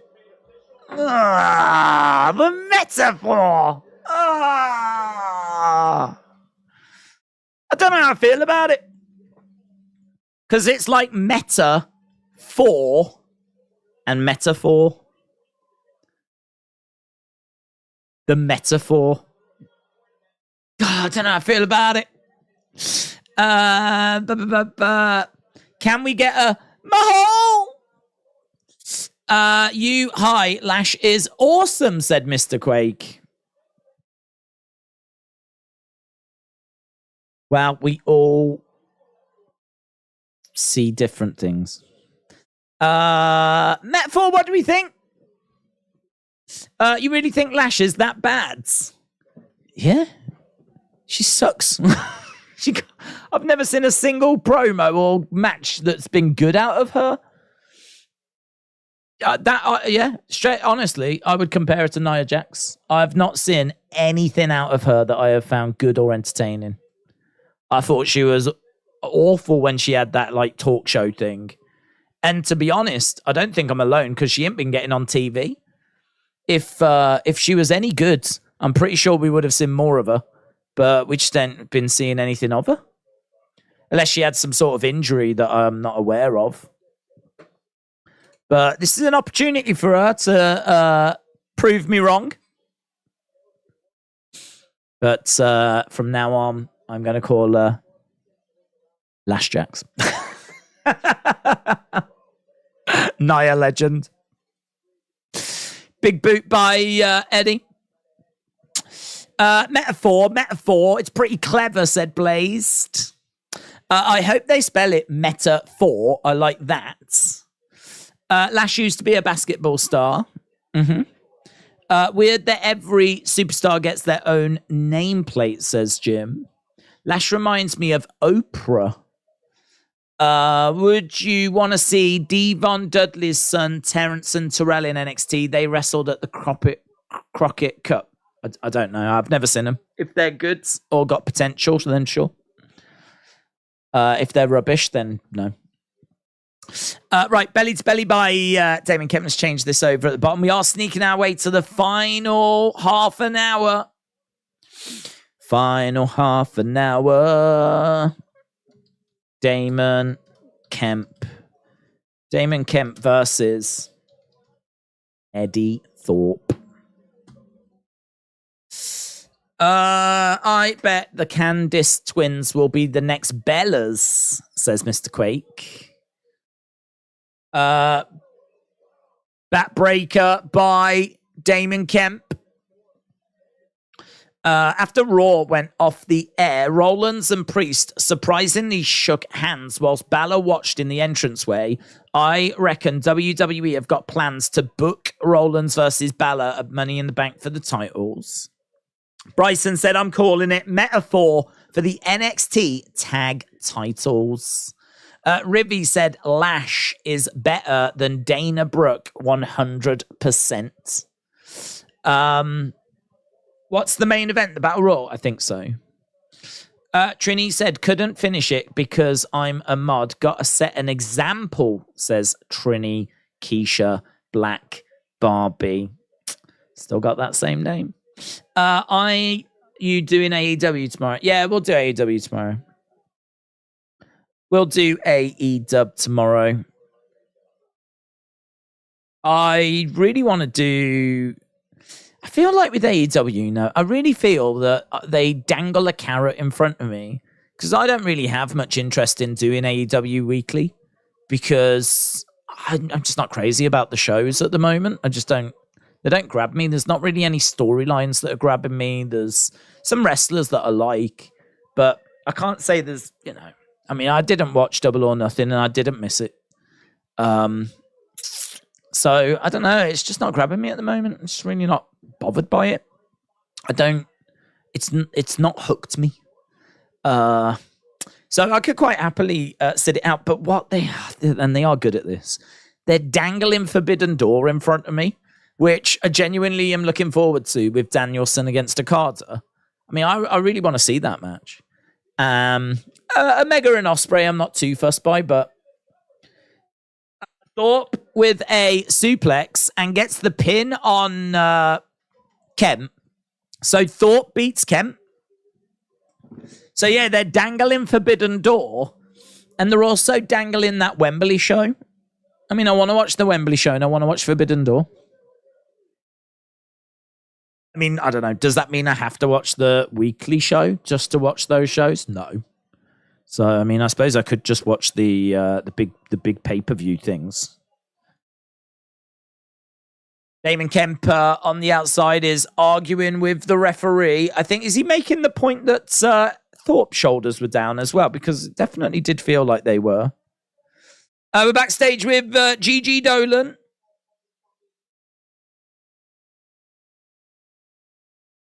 Stay out of trouble, please. Stay out of trouble, please. Here is Kiana James.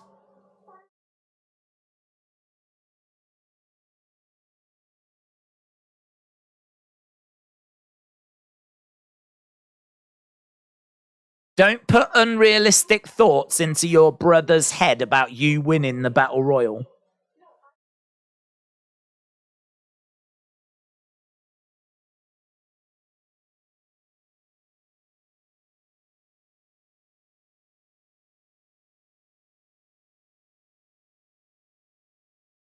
Who's just walked past? Oh. Dabba-Kato. I don't know why. For a second, I thought that was Omos. Dabba-Kato just walked whilst these two were arguing. They stopped and looked at him. Dabba-Kato, I think, making his way down to the ring. We got 28 minutes to go. His foot was on the rope. I saw his foot be on the rope the first time. I didn't see the foot on the rope the second time. I will go back and look at that. Damon was arguing the foot was on the rope. Okay. Interesting. James said, in my opinion, it's too early for Seth and Balor. We should wait till SummerSlam.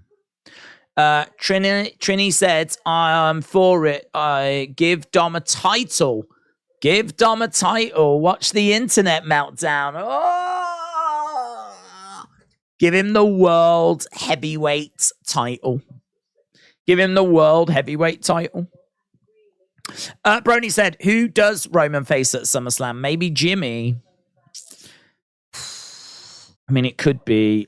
The only problem for that is that I just don't see any way that Jimmy is a believable opponent to actually beat Roman. So I don't know. I don't know that that's one that I would be crazy about. I don't know that that's one that it does. I suppose in a way it does make sense from a storyline point of view. But yeah, I mean, maybe it builds to that.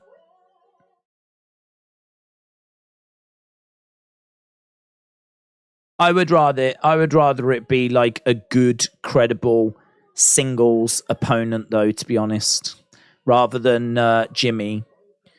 I don't know. Jimmy to me sort of feels a bit like a SmackDown match. You know, SmackDown versus Roman for the title, because I just don't see him winning. I don't see him winning. I don't see Jimmy Uso being the one that's going to beat Roman. And I think for SummerSlam, if you think last year, we got Roman against Brock. And it was meant to be Roman against Randy. I know the Bloodline story is amazing. I know it's getting massive views. But I don't know that that translates to a Jimmy Uso-Roman match for me. You can do it, but I think I would lean towards that being on SmackDown. The dude has been champ for 1,000 days. They've made no one believable after Cody and Sammy lost, says Ray. Dom wins Money in the Bank, said Rivy, and requests the 24/7 title be back on the scene. William said Dom cashes in on Brock and squashes him. Brony said, I agree. Jimmy isn't very exciting, although the story's been amazing. I agree with that. You can say that about anyone that's facing Roman, said Austin. Dad Stuff said, I tagged you in an interesting post from Solo. Let's have a look, see what Solo is saying. What's Solo saying? Where did you tag me in it? Did you tag me in it on Twitter? Oh, hang on. I'm on the Wrestling Escape Pods. Wrestling Escape Pods. Oh, yeah.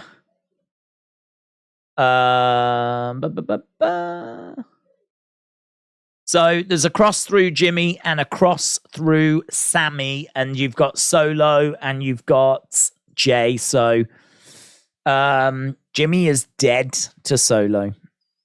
Is this Scripps? Is he still being Scripps? Oh God, what's this? Are we still doing the Scripps thing? Scripps is still being called Scripps.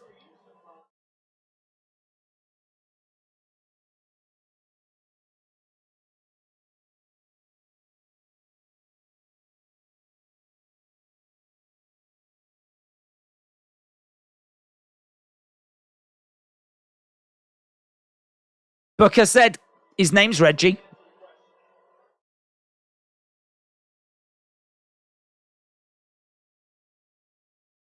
Booker T doesn't want to call him Scripps.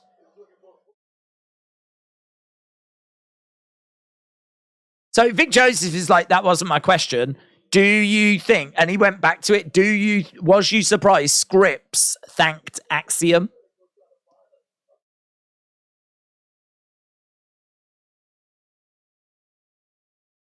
Okay, so Dabba-Kato against Scripps.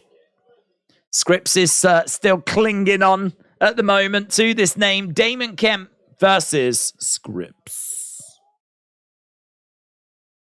Dabba-Kato just absolutely wallops Scripps.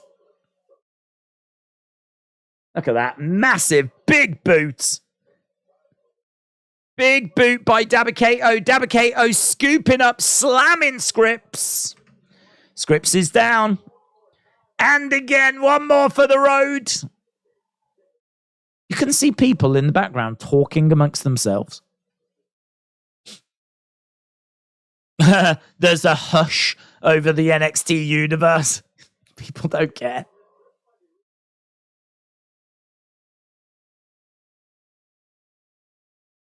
I don't even know if the crowd are watching. Vic Joseph said there's a hush over the NXT universe. No, they've slipped into a coma. Over the top.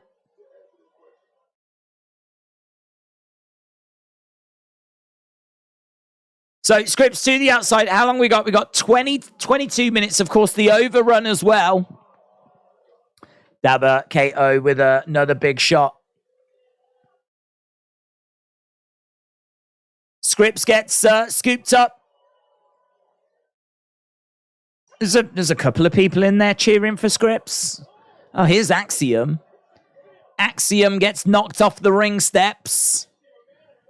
Scripps gets grabbed, chucked back into the ring.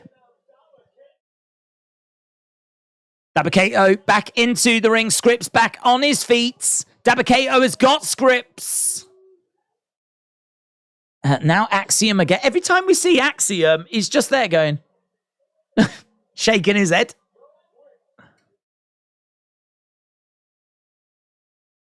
Dabba-Kato, there's Scripps. Scripps over the top rope, collides into Dabba-Kato.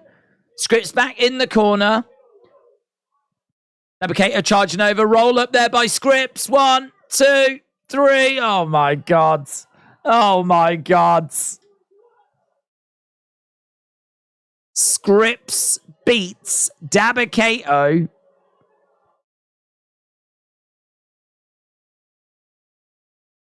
Dabba-Kato, just mess him up, Dabba-Kato.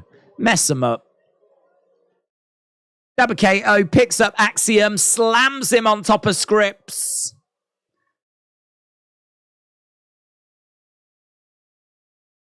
It is a dub for Dabba-Kato.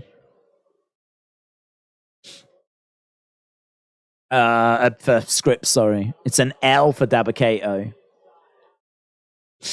That was stupid. Scripps did it, says Shadam. He did it. The boyhood dream has come true.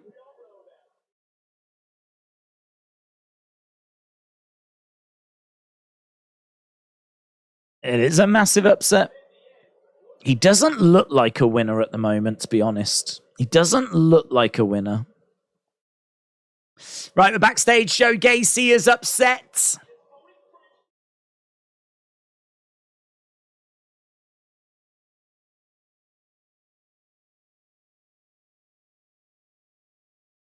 Next week.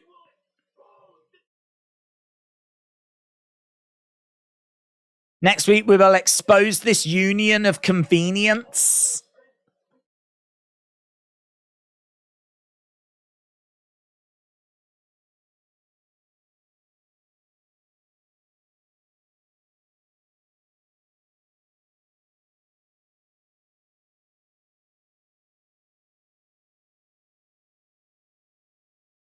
Oh, I've fallen short.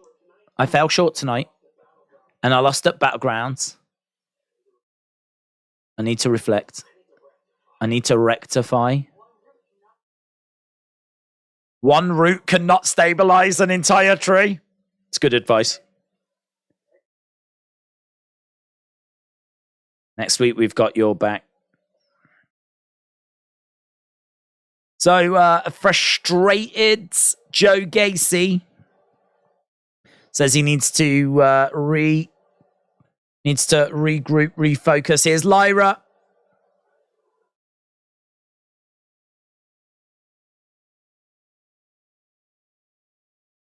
So he said he needs to reflect and rectify. Right.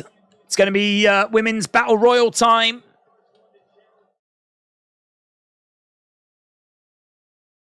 Boom. Let's go. Dyad are the ones that requested their release. They did. They did. I like Serious Gacy. I like Serious Gacy. Corey said, I tagged you in a video. Did you? What was the video?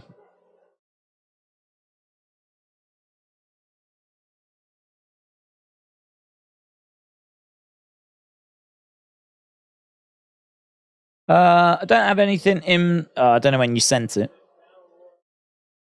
Don't have anything jumping out at me.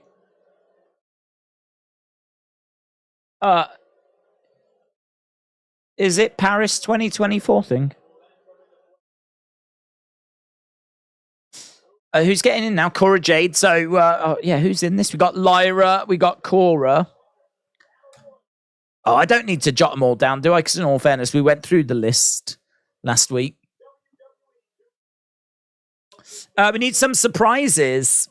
Dana Brooke, let's go. Let's go. Who's going to win this? Who's going to win it, do you think? I could put a poll up, but I mean, there's way more entrants that I can only put 4 options. Cora Jade is in there. Lyra is in there. I mean, I can't see Lyra winning it and Lyra going again. Dana Brooke's in there. Could it be Gigi? We did see her backstage. I mean, I'm sure it's going to be a face because Tiffany's a heel. Thea for the win. Thea? Could it be Thea? Might be a bit soon. Emma. Boop. Old Emma.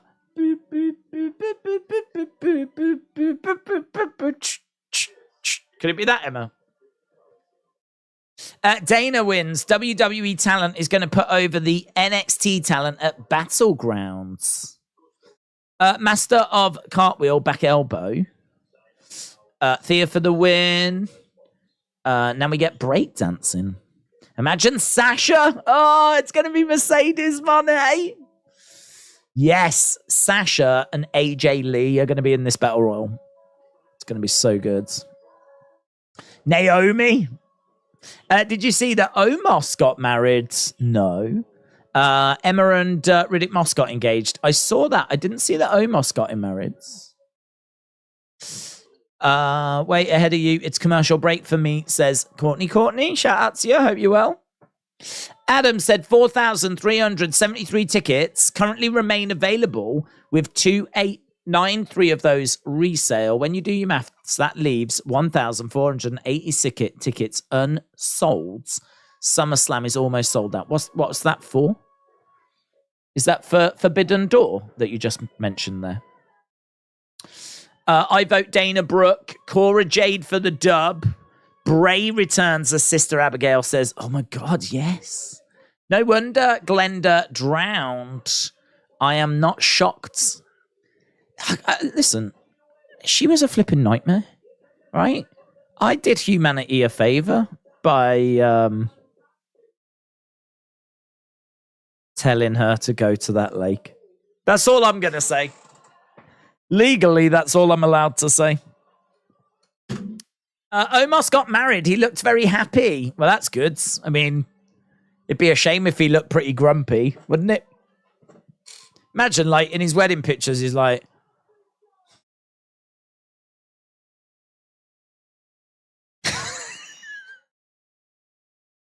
If I get married, I'm doing that. If I get married in my wedding picture, you're going to see me like this.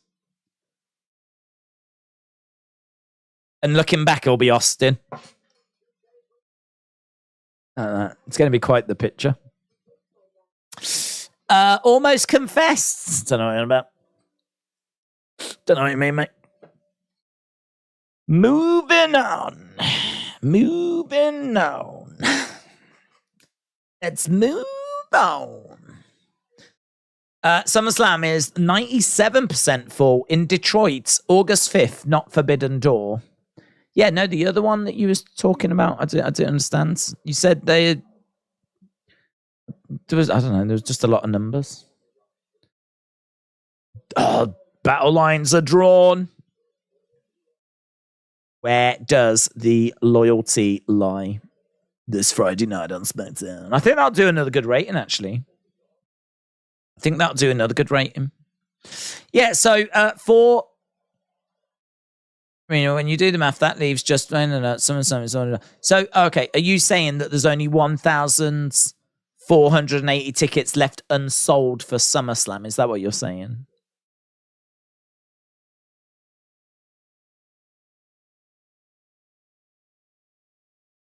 Six-man tag match next week. At Battleground, it was all about the spirit of competition.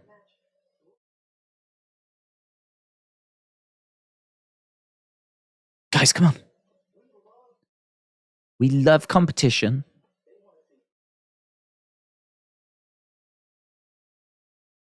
People want to see you two go at it again, but only this time one-on-one.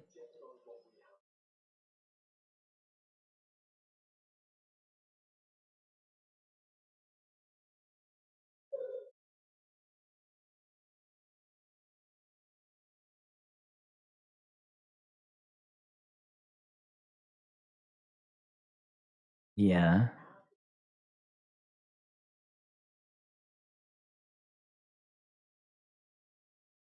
Mustafa Ali says six-man tag match next week.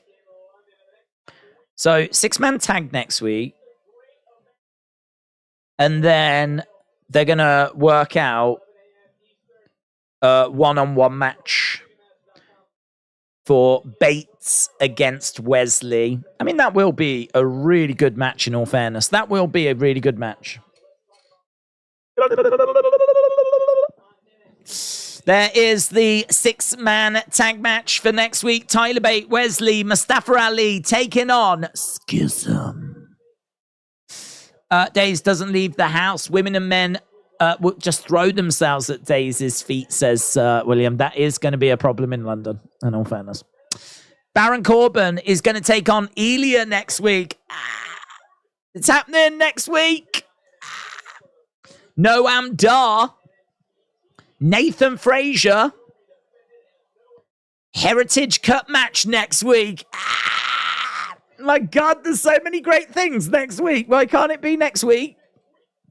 Why is it this stupid week? Here's Roxanne.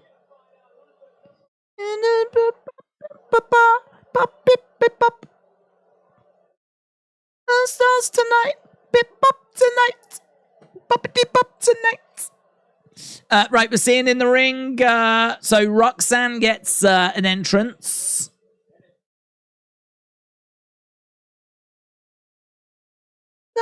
Shop tonight. Bip bop tonight. Bop bop tonight. I don't know how it goes. We want Dana. We want Dana.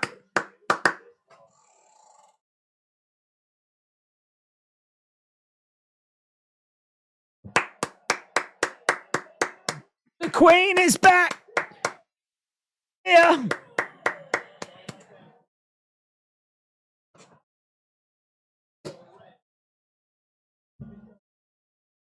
Do you remember when she used to come out and do that kind of cartwheel in the air but not put her hands down? That was pretty sick. She doesn't do that now. Perhaps she forgot how to do it. Dana Brooke in the ring. Let's go. I don't know what that is, but I love it.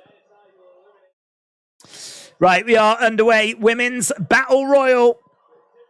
LB said, what part of England are you from?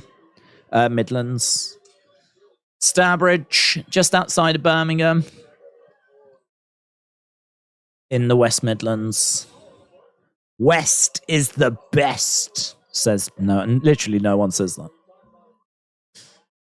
that. Kicks coming in by some woman, I believe is Cora Jade. It was. There's only a few women in this thing I'm not aware of. I think this might be one of them, actually. On the edge of the ring, she's gone. Bye. That's good. Let's get rid of... There's two women I can't remember their names. Let's get rid of them. Is that the other woman? I don't know.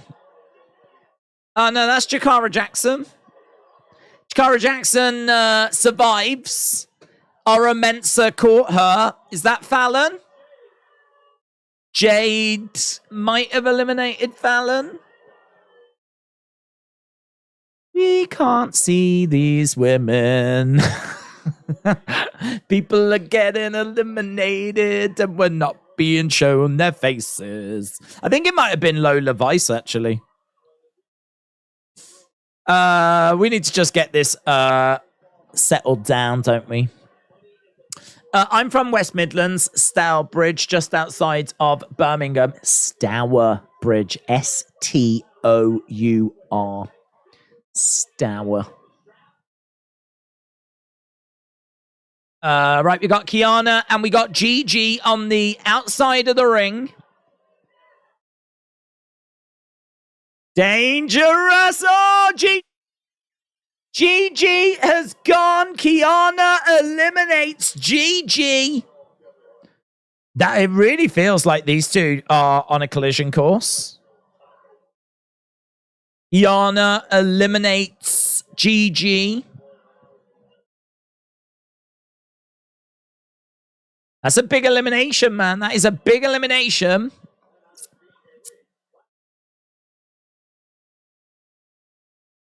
Jordan. Oh, Jordan eliminated. Thanks for coming, love. There's Jakara Jackson, Lash Legend working together. Kicks coming in. Jordan on the outside. Ora Mensah telling her to get out of there. Fallon Henley comes over. So it was Lola Vice that went earlier. Right, we've still got a good chunk of people in there, though. I think the Queen's still in there. Ora Mensah with some... Oh, Jakara Jackson gets knocked out. Thea Hale lands... Thea Hale just eliminated herself? Oh, did she go under the rope? Okay. So Thea Hale went through the ropes, not over the ropes, jumped to the outsides. She's just been smashed into the ring steps, though, by Lash Legends. Thea Hale is down. Yeah, just looking at the replay, she went under the bottom rope, Thea Hale. It did look like for a moment she had eliminated herself, though. We've got Lash on the outside of the ring. Why is Oro Mensah not come round to try and catch Lash? Oh, he's there for Jakara Jackson. He ain't flipping there for Lash Legends. Oh, Yulisa went over the top rope, which was stupid. Lash Legend. Where was Oro Mensah? Valentina and Yulisa, they both get eliminated as well. I'm guessing that's going to be a feud. The field is shrinking. We're going to go to commercial break. It looks like Lash Legends, Jakara Jackson, have just eliminated Yulisa and Valentina. Thea was introduced to the Steffi Steps. Lash will turn Supernova. Lash Legend gone. The British are realistic. Okay, so we got a brawl on the outside between Jakara. I need to write this down for the review. Jakara and Lash.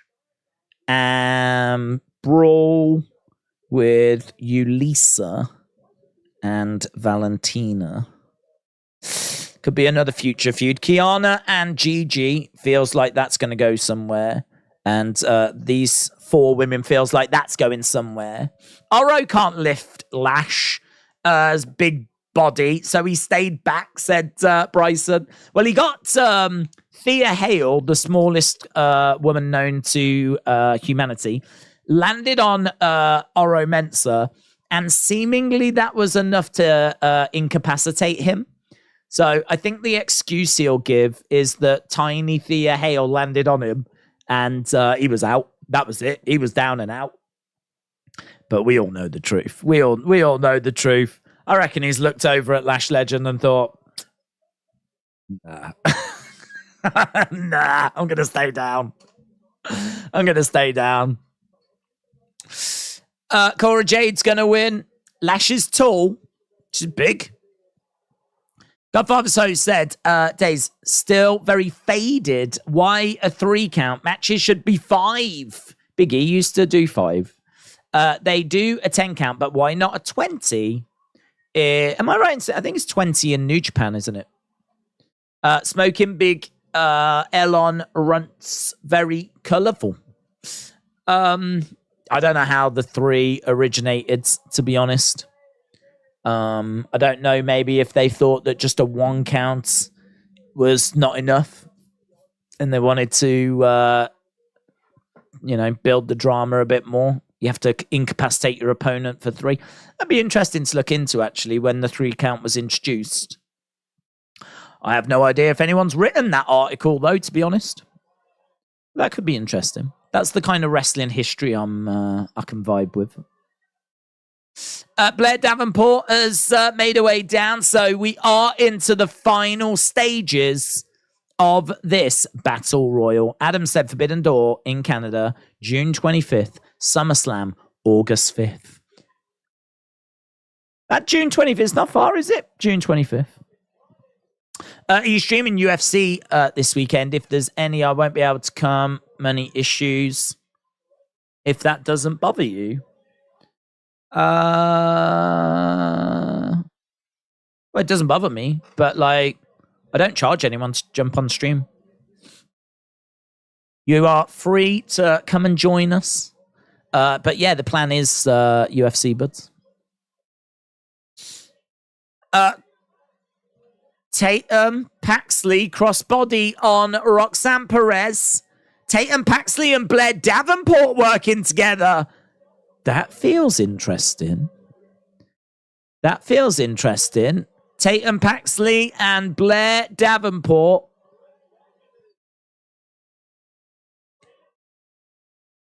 Tatum Paxley eliminated herself. So Tatum Paxley legit eliminated herself. What a douche. So,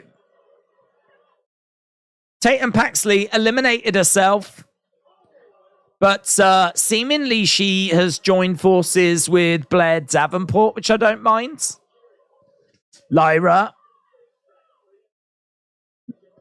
Lyra's really come good, hasn't she? I mean, Lyra really feels like a big deal in the women's division now. Lovely kick by Lyra. Lovely kick. She's got such good strikes. Forearm strike by Lyra. Lyra over the top. She hangs on, though. Trying to skin the cat. Can't quite do it. Oh, she just took a bit long, but she grabs Gacy. Gacy eliminated. Gacy eliminated. Ah, oh, drop kick by Cora. Cora eliminates Lyra. Bye-bye. Bye-bye. Okay, we're down to 4. Dana. Let's go, Queen. Let's go, Queen. Let's go, Queen. Dana.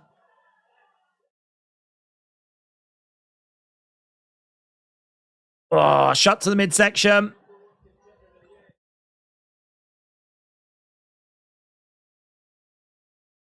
Blockbuster by Fallon. We've got Kiana, Cora,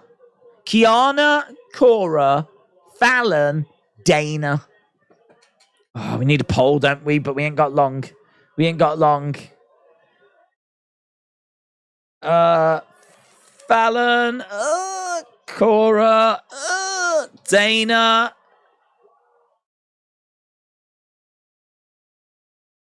I think Kiana just went. 4 down to 3. Kiana just went. Shot coming in. Where's Thea? That's a good shout, actually. Where is Thea?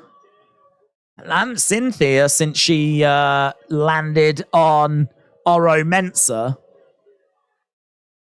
Dana charging over. Back elbow into Fallon. Collides into Cora. Fallon has got Dana. Dana. Oh, Fallon eliminated. Dana and Cora. Dana on the outside. Shoulder tackle there by Dana. Drop kick. Dana. No. Hold on, Dana. It's your time. Kick coming in by Dana. Oh, my God. Dana. Against the rope, double clothesline. Down went Dana. Down went Cora Jade. Thea Hale is still in. Thea Hale still in. Thea Hale is... She's not an option. Ah, she's not an option. Cora.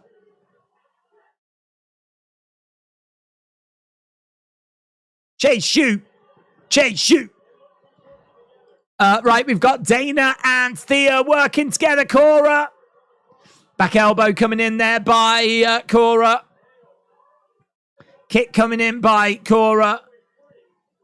Thea accidentally connects with Dana. Kick to the midsection by Cora. Over the top. Thea holds on.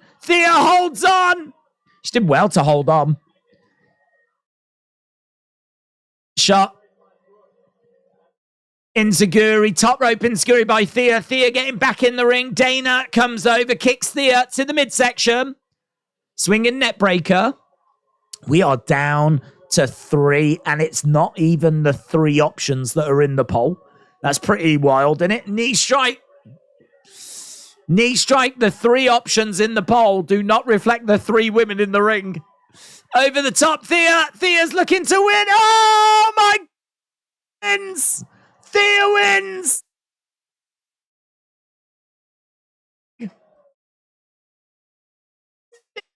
Chase U are getting in the ring. All the Chase U students are in the ring. Thea Hale wins the Battle Royal. Oh. Chase U students are coming out. Duke Hudson applauding. Dempsey applauding. Oh, she's on the shoulders. Big moment for Thea Hale. Big moment for Thea Hale. That was sick, though. When Cora Jade and Dana Brooke both clotheslined each other, that was flipping sick. That was sick. Thea Hale winning this Battle Royal. That's a big moment. Scenes!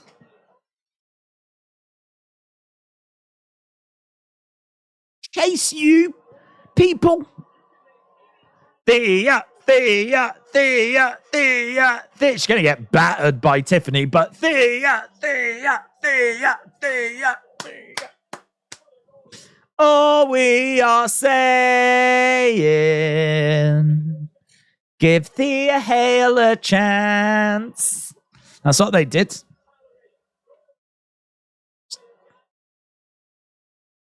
So Cora and Dana were over against the side of the ropes, and Thea Hale grabbed both, managed to chuck both over. So it came down to Cora, Dana, and Thea. Thea wins.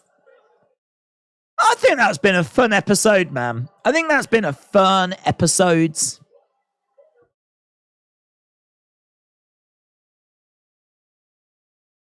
We're backstage. Bron Breakker. Our park. Bron.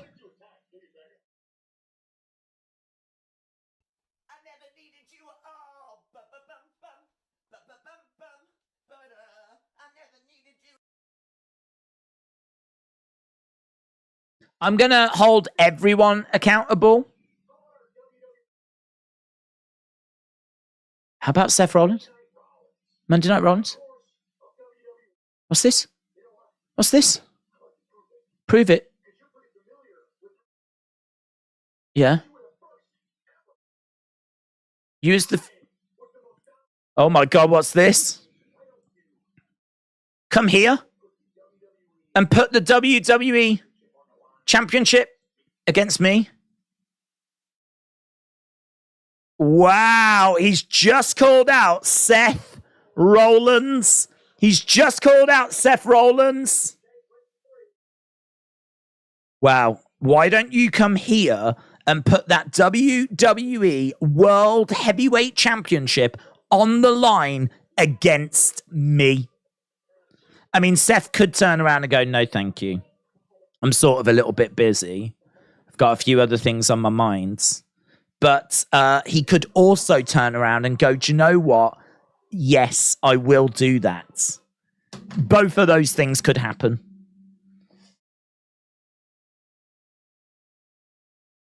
Baby! Hey, listen, we went from Thea winning, and they were like, we need to get to Bron. And honestly, I thought it was just going to be like, why did you attack such and such? And I thought it was going to be like, because I do what I do, or whatever he's going to say.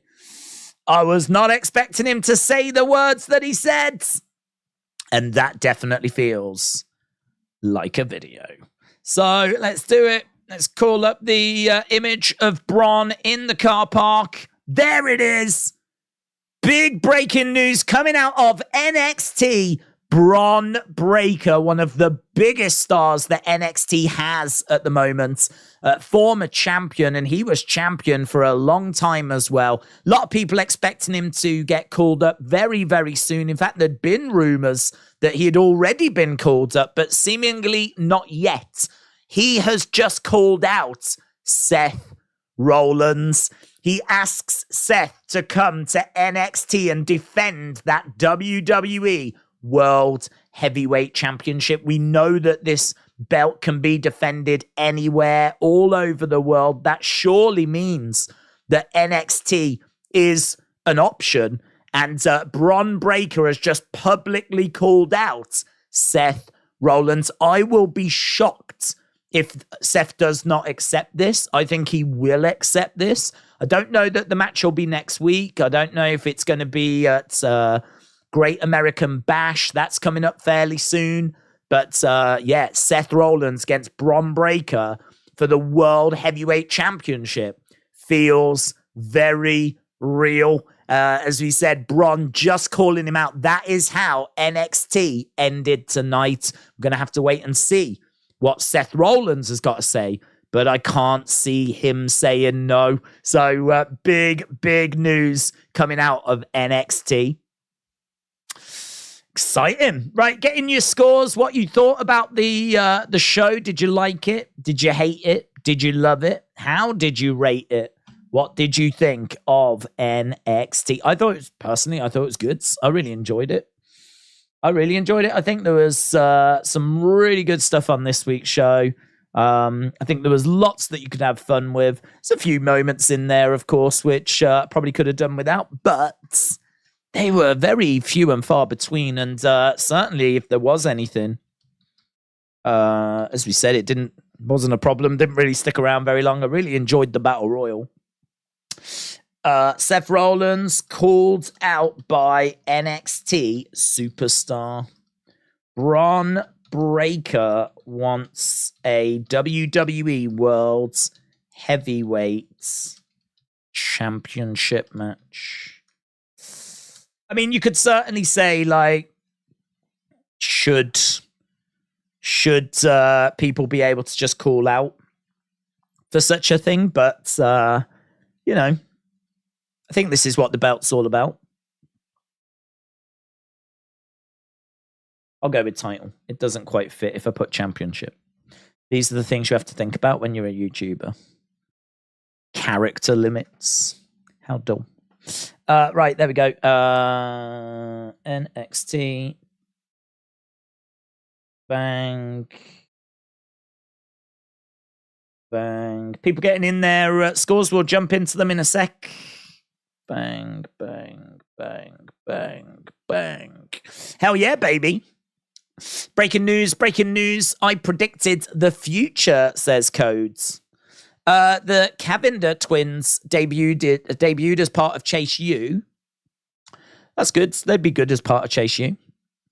Did you see the two girls in the dresses holding up hail? They are the Cavender twins, former women's basketball stars, and they've got next in line deals. Yeah, I was a bit annoyed they weren't wearing Chase U shirts, actually. That was my takeaway from it, is that everyone in there was wearing Chase U shirts apart from those two. So I would like to see some better dedication from them going forwards. 8 says Jake. 8.5 said Alexa Bliss Gamer. 9.5 said Daniel. Kirby said people are going to say NXT proves Seth has a secondary title. Austin said 8.5. Matty says 8.5. Dani Palmer used to be in Chase U. Was she? I didn't know that. Actually. NXT.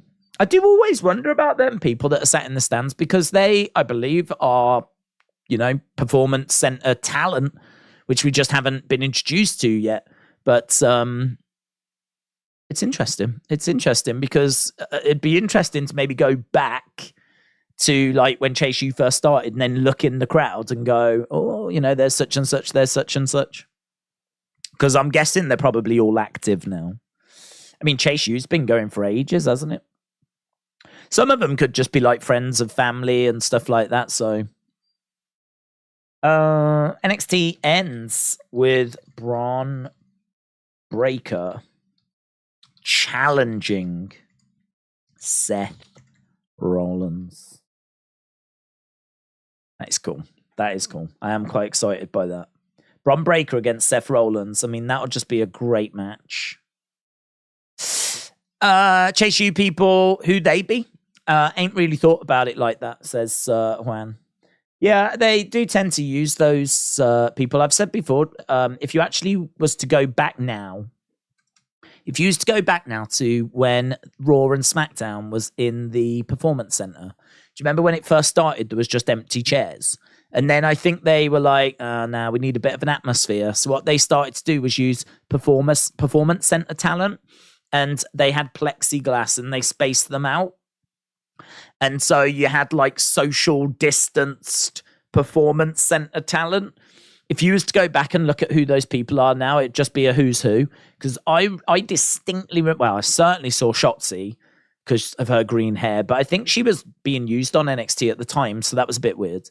But there was a girl that caught my eye. She was kind of short, and she had like blonde hair, and she was quite strong looking. I remember thinking, like, who's that? She had quite a distinctive look, and it was Ivy Nile, and we hadn't seen Ivy Nile at that point. So if you used to go back and look at that now, I'm sure it'd be a who's who there as well. OMG, Bron Breakker just challenged Seth Rollins to a WWE World Heavyweight Championship match in NXT. Ooh, baby. Let's go. I went to Ville Festival, says Carmen Live. AR Pro, Indiana. I saw Backbreaker and Fire Pro Wrestling. Fire Pro Wrestling's video game. But I didn't realize it was a promotion as well. I feel like you might have mentioned it before, though.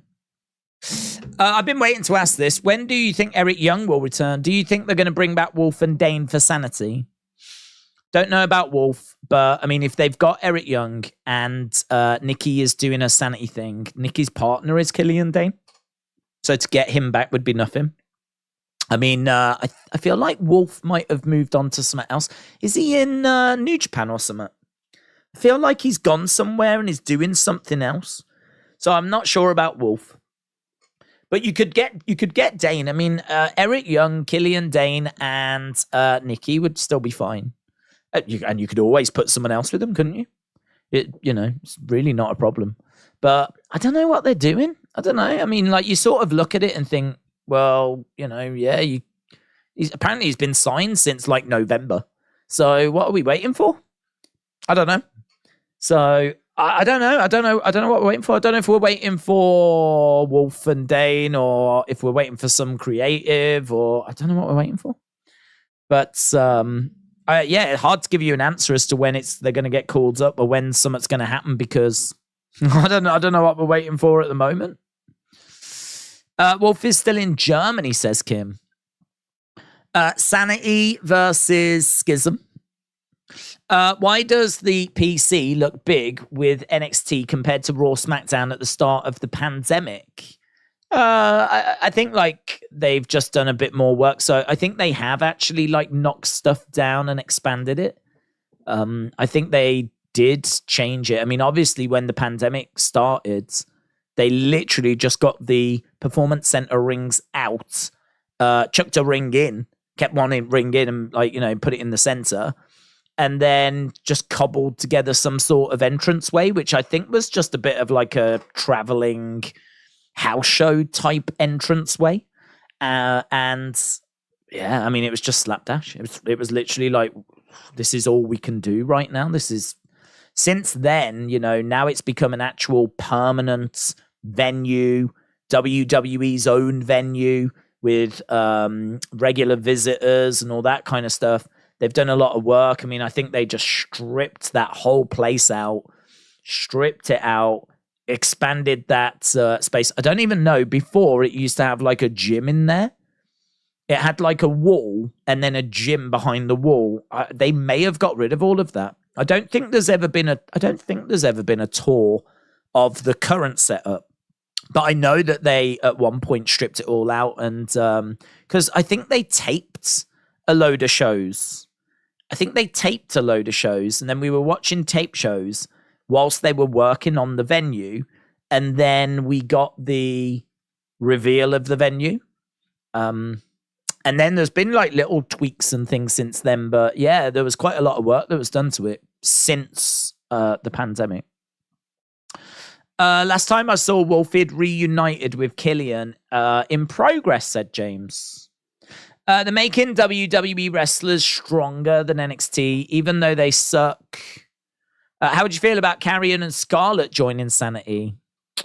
Not crazy about it. I mean, maybe if Karrion was the leader, But Carrion feels too big to be in a group like that unless he is either the muscle and significant, player or the leader. Yeah. Jimmy just sent me the picture of Dani Palmer with Bodie. Do you remember Bodie and Thea Hale? Yeah. Didn't know that. I didn't know she was in Chase U. Chase U. But Dragunov against Corbin next week. Also Schism against Bates and Ali. It's going to be good next week. NXT lost a lot of stars because of the draft. Could they bring back a breakout tournament? Yep. Breakout tournament would make sense. Video gamer. Yeah, it'd be good. I mean, they showed off the new class. Was it last week? They showed off that new class that they've signed. So I don't know if we're quite ready just yet for that sort of a tournament, but give it, a couple of months. We could look to do something like that. But I think, right now we've got like Mustafa Ali, Dana Brooks come down, Baron Corbin's come down. I certainly don't think we're struggling for personnel, but I would agree. It probably feels quite close to us getting a breakout tournament. I can't remember when the Dusty Cup is as well. We might not be too far from the Dusty Cup. That might be another tournament we have to do. Big Time Baxter said Collision taping has a show in 2 weeks that's been confirmed by Meltzer. Only 788 tickets sold in a 15,000 building. Punk's only driven Chicago tickets. Do you think there's a Rampage stigma? There really could be a Rampage stigma. Yeah, I mean, yeah, there really could be.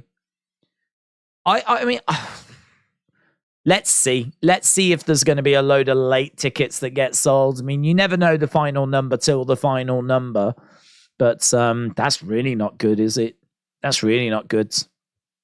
So Collision has got a show in a couple of weeks. 788 tickets sold in a 15,000 building. I don't know what they'd be looking for. I mean, I can't imagine they're looking to do 15,000. So I don't know what they're... they might only be looking to do 5 or something.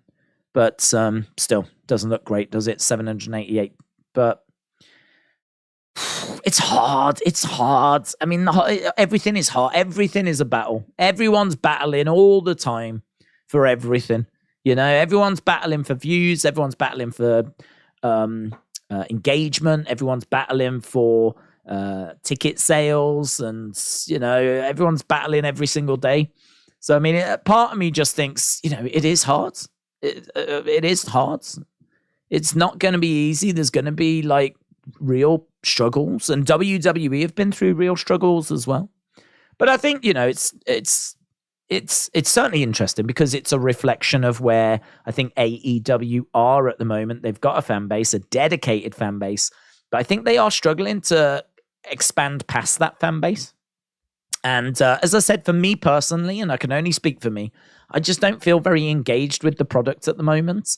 I don't hate it. Had Double or Nothing been on a different day, we would have watched it. And I've been watching AEW each week and I'll watch it again tomorrow. But I do find myself watching really because of Forbidden Door that's coming up. And I really do like the look of Okada and Danielson. And I do find myself watching because of the Wembley show, which I really want to watch. And I do want to see a bit of the build for those matches. I do want to see, I don't really want to just get to the show and watch the matches without having the build and the journey. I think that does add to it. But I can't say that right now there's anything that's really massively grabbing me. I like Jamie Hayter, but she's obviously out injured at the moment. I really don't care about Jungle Boy, Darby Allin, Sammy Guevara, even MJF. I'll watch his segments, but they're not segments that I'm like, oh, here we go. It's MJF time. It doesn't really grab me in that way. It doesn't really affect me in that way. OC segments don't affect me in that way. I do like FTR. FTR's cool. I like the Acclaimed. They're cool. House of Black, they're cool. So there's definitely things I do like that they've got. But I mean, if you think about FTR, they've been in a story with Jeff and Jay. Hasn't really done it for me. The Acclaimed, I don't really know what story they're in at the moment. Jamie Hayter's out injured. Danielson's doing Blackpool Combat Club. I did hear that the Anarchy in the Arena was good, but I'd much prefer a singles Danielson match. So there's a lot of wrestlers I don't like in AEW. And then the ones that I do are just not really doing anything I'm finding that interesting at the moment. So that's my problem with it at the moment. But, you know, that's easily fixed. And there's definitely some stuff coming up I'm interested in. So I don't know, perhaps there's a few people that feel similar. And maybe that's why we are kind of where we are at the moment. I can only really speak for myself as to how I'm feeling about it. So maybe I'm just not alone in that. But we'll see what Collision can do.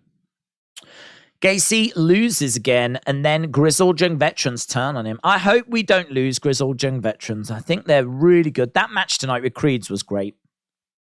You could have Carrion start it. Young come in and tries to take it back. Then they keep clashing over leadership, and they have a match at WrestleMania after feuding with The Way. Ooh, I like that. I like that. Sanity feuding with The Way. I can vibe with that.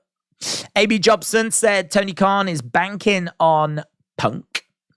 Hayter lost the belt because of injury. Mm-hmm. Some are saying ain't saying because of injury. How did she do it? I don't know how she got her injury, but I believe it is an injury. I believe it is an injury. I don't think it's not an injury. I give NXT an 8. Yeah, there was lots of 8s tonight.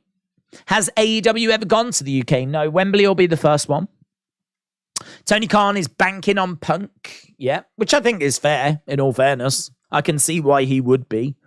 But it is true, isn't it? I mean, like, I think people will tune into that first one to see CM Punk back.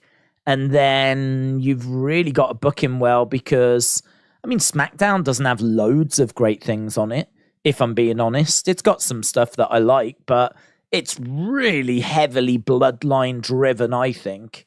And so Collision could be very similar. You know, it might be a case that you have to book Punk the way you book the bloodline, which is Punk arrives at the start. We check in with him throughout the show. We get to the final segment. You know, it's not just one Punk segment, but we do like we do with the bloodline. And there's quite an intricate story that we tell. That might be quite useful if you was to really, you know, strap the rocket to Punk the same way that WWE have strapped the rocket on Roman and the bloodline. And you tell a really good story. And who knows, Collision might do you all right. Might be all right. I still think the Saturday is a hell of a barrier. But that might be the way forward to get the best number you can. You know, take inspiration from how WWE have done the bloodline, because as much as people might want to hate on WWE and might want to hate on like what they do over there, they can't be hating on the ratings that SmackDown are getting. They can't be hating on the impact that the bloodline story has had. So learn from it. Take the positives from it, right? And don't tell that story, but tell a story in the same sort of a structure. And then, you know, who knows what kind of rating Collision could get. So we'll see. I don't have the expectation that it will do numbers that Dynamite does. But as I said before, it might not have to. I have no idea what the expectation is. I have no idea. I already know that Twitter will have decided it's got to do 1 million. I already know that. I'm sure Twitter, unless that first rating is going to be 1 million, I feel like Twitter will have decided it was a flop. But that might not be true. It might only need a much lower number, because I have no idea what in that, whatever is in that time slot. I don't know what it's doing at the moment. So, but that's a conversation for another time. It's a shame for AEW because WWE is churning out giant ratings, massive gates, fan interest is high. AEW is floating along with their fan base. Yeah, I mean, I just sort of think like let them do their own thing, you know. But this is where Tony doesn't help himself by saying that he's at war with WWE, because that's where you encourage the comparisons. And, don't they really? They're two completely different companies that have been around for two completely different time frames. And I know they're in the same space, but they are on different channels on different days. There is room in the market for both. But as we said, it's just they're on a collision course. They are seemingly at war, which has been said as well, hasn't it? I think Tony said they were at war. So this is why you get the comparisons, when really we shouldn't be comparing, because they are two very different entities. Do you think Carrion would... Oh, I was going to read that, Sean. I was going to read it, mate. Daze, we can't hire anyone until the deal with Endeavour becomes official. Sometime in December, there is a hiring freeze. It's interesting. Sean said, do you feel Carrion would benefit from going to NXT and get some momentum back, or just better book him? Just better book him. I think Carrion's fine. I think it would have been good to have got him over to Raw, because I do think when Bray comes back, his spookiness is going to, kind of not do very well compared to Bray's spookiness. There's going to be a lot of spookiness, and I sort of feel like they could really do with being on different shows. But Carrion needs wins. He needs good stories, and he needs wins. He needs feuds that he can win. He was in a feud with Drew, which he lost. Then I can't even remember what he did against Ray. And then he got put into a bit of something with Nakamura, but Nakamura ended up getting drafted to Raw, so he only did like one match, and that was that. And now I can't even remember what he's doing now. So like, the booking has just not been there, and there's been nothing for him to really get his teeth into. You've got a guy who loves doing these backstage promos. You've got Scarlett with the tarot cards and everything. I feel like there's stuff there we can definitely explore, but the booking's just not been very good. So I would say that's something that we can strengthen, yeah. Tony's took on too much, booking Dynamite, Rampage, and Ring of Honor, said James. Carmen says, the live Inville Festival Art Dub Pro event I attended took place on the streets in front of the park that I grew up. That's cool. Jim said, Punk should bring back the Straight Edge Society. That would be cool. I'd be down for that. Are you looking forward to Seth versus Bron match? Yes, actually. I think that could be awesome. Seth versus Bron, I think, could be a lot of fun, yes. I think Bron, for me, just hasn't had load of bangers, but I love Bron's heel turn. This just makes so much more sense to me now that I'm quite encouraged by what we're doing with Bron, yeah, definitely. How would you feel about these? Buddy Murphy, Sin Cara, Tyler Breeze. I think most potential in ring would be Buddy Murphy. I think the one I'd be most excited about would be Tyler Breeze. And I think you could probably do something with Sin Cara, maybe put him with LWO or something. That would be the one that I wouldn't be as bothered by. But under Triple H's booking, it might be interesting. I just think full face masked performers struggle because you can't see their facial expressions. Their body language has to do so much more work, and it's just not as expressive. Like, you can really connect with someone when you see the pain in their face, or you see what they're going through. They're in a submission hold, and you can, but when someone's wearing a full face mask, you can't see any of that. And that, I just think, is such a barrier. It really hurts their selling abilities. And as we said, their body language has to get turned up even more. It's a real art to be able to do that. I think there's a lot of high flyers, luchas, that spend a lot of time on their aerial work, which you have to, obviously, if you are going to be a lucha. But I really think the selling is something that is so important that it brings out the drama in a match, of course. And if you've got a full face mask on, it's a real barrier. So, this is probably why there's not a very long list of people that have wore full face masks that have really achieved much in WWE. So, I don't know. Sin Cara would be one that I would be a bit worried about bringing back. But I think Buddy, certainly if you was going to put him with Rhea as well, could be awesome. He's great in ring. I mean, he's doing great in House of Black. So that would be the one that I think you could probably do the most with. And then I like Tyler Breeze. Breezango, all of that. I mean, even when he was Prince Pretty down in NXT, I really enjoyed him. I thought he had loads of charisma. I thought he was, I mean, like, it seemed like even NXT were high on him because they gave him Jushin Thunder Liger at the TakeOver show.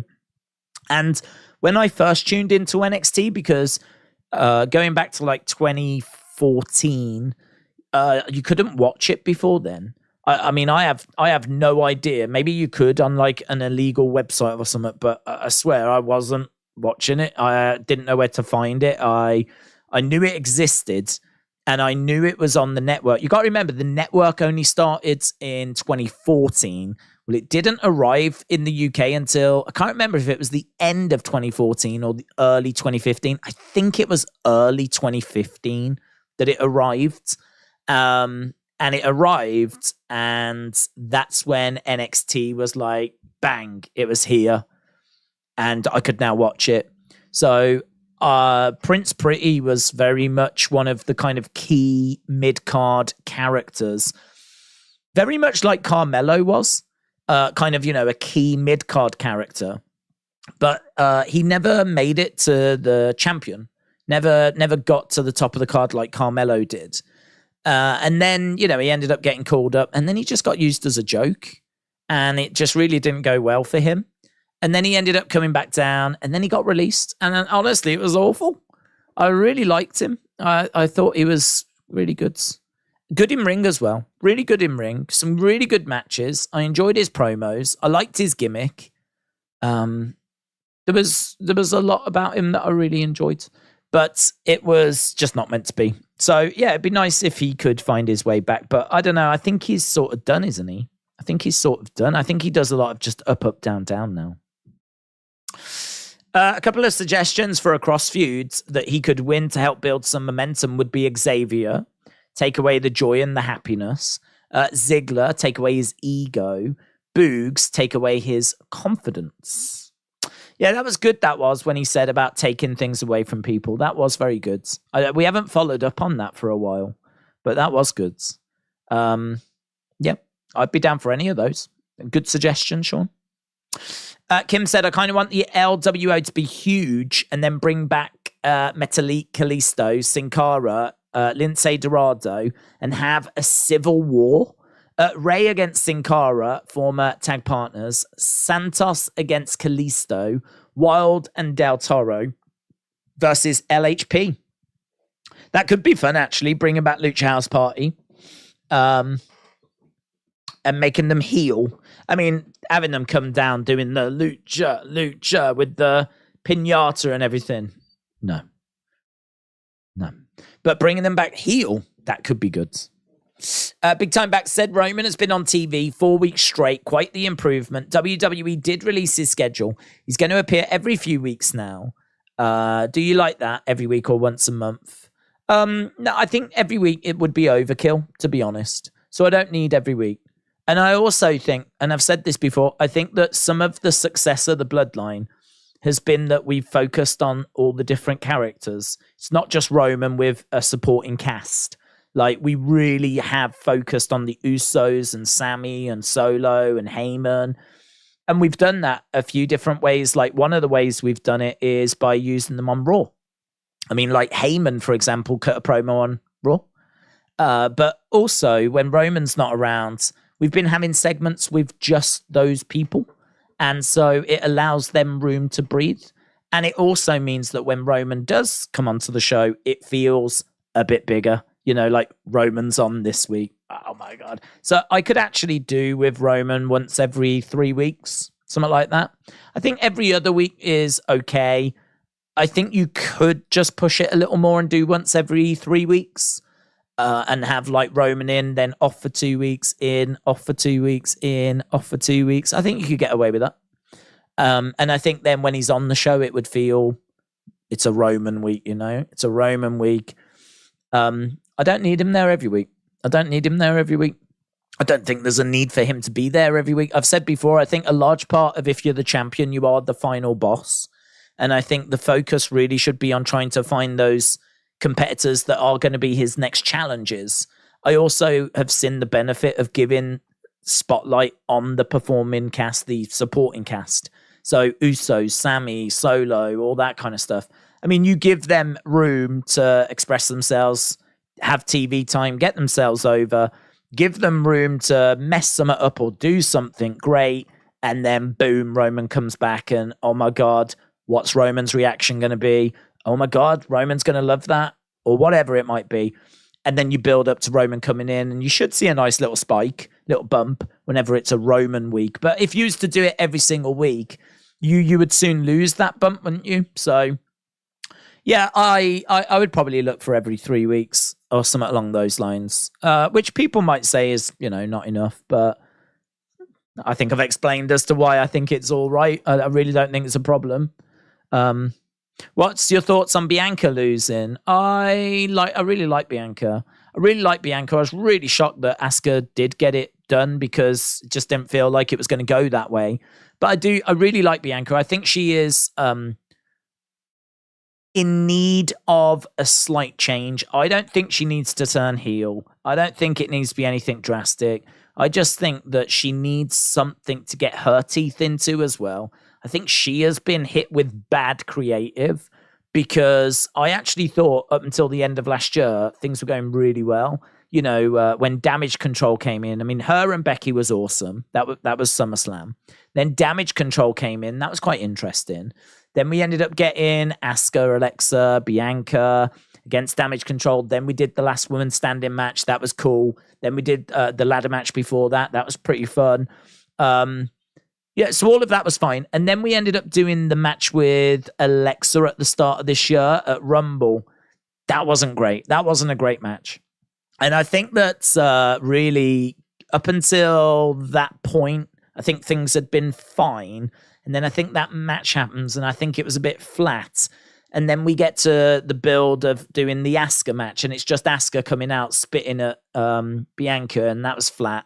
And then the match at WrestleMania was not the strongest. There's just been a good run now of a few months where things have not been great, where things have not been that strong.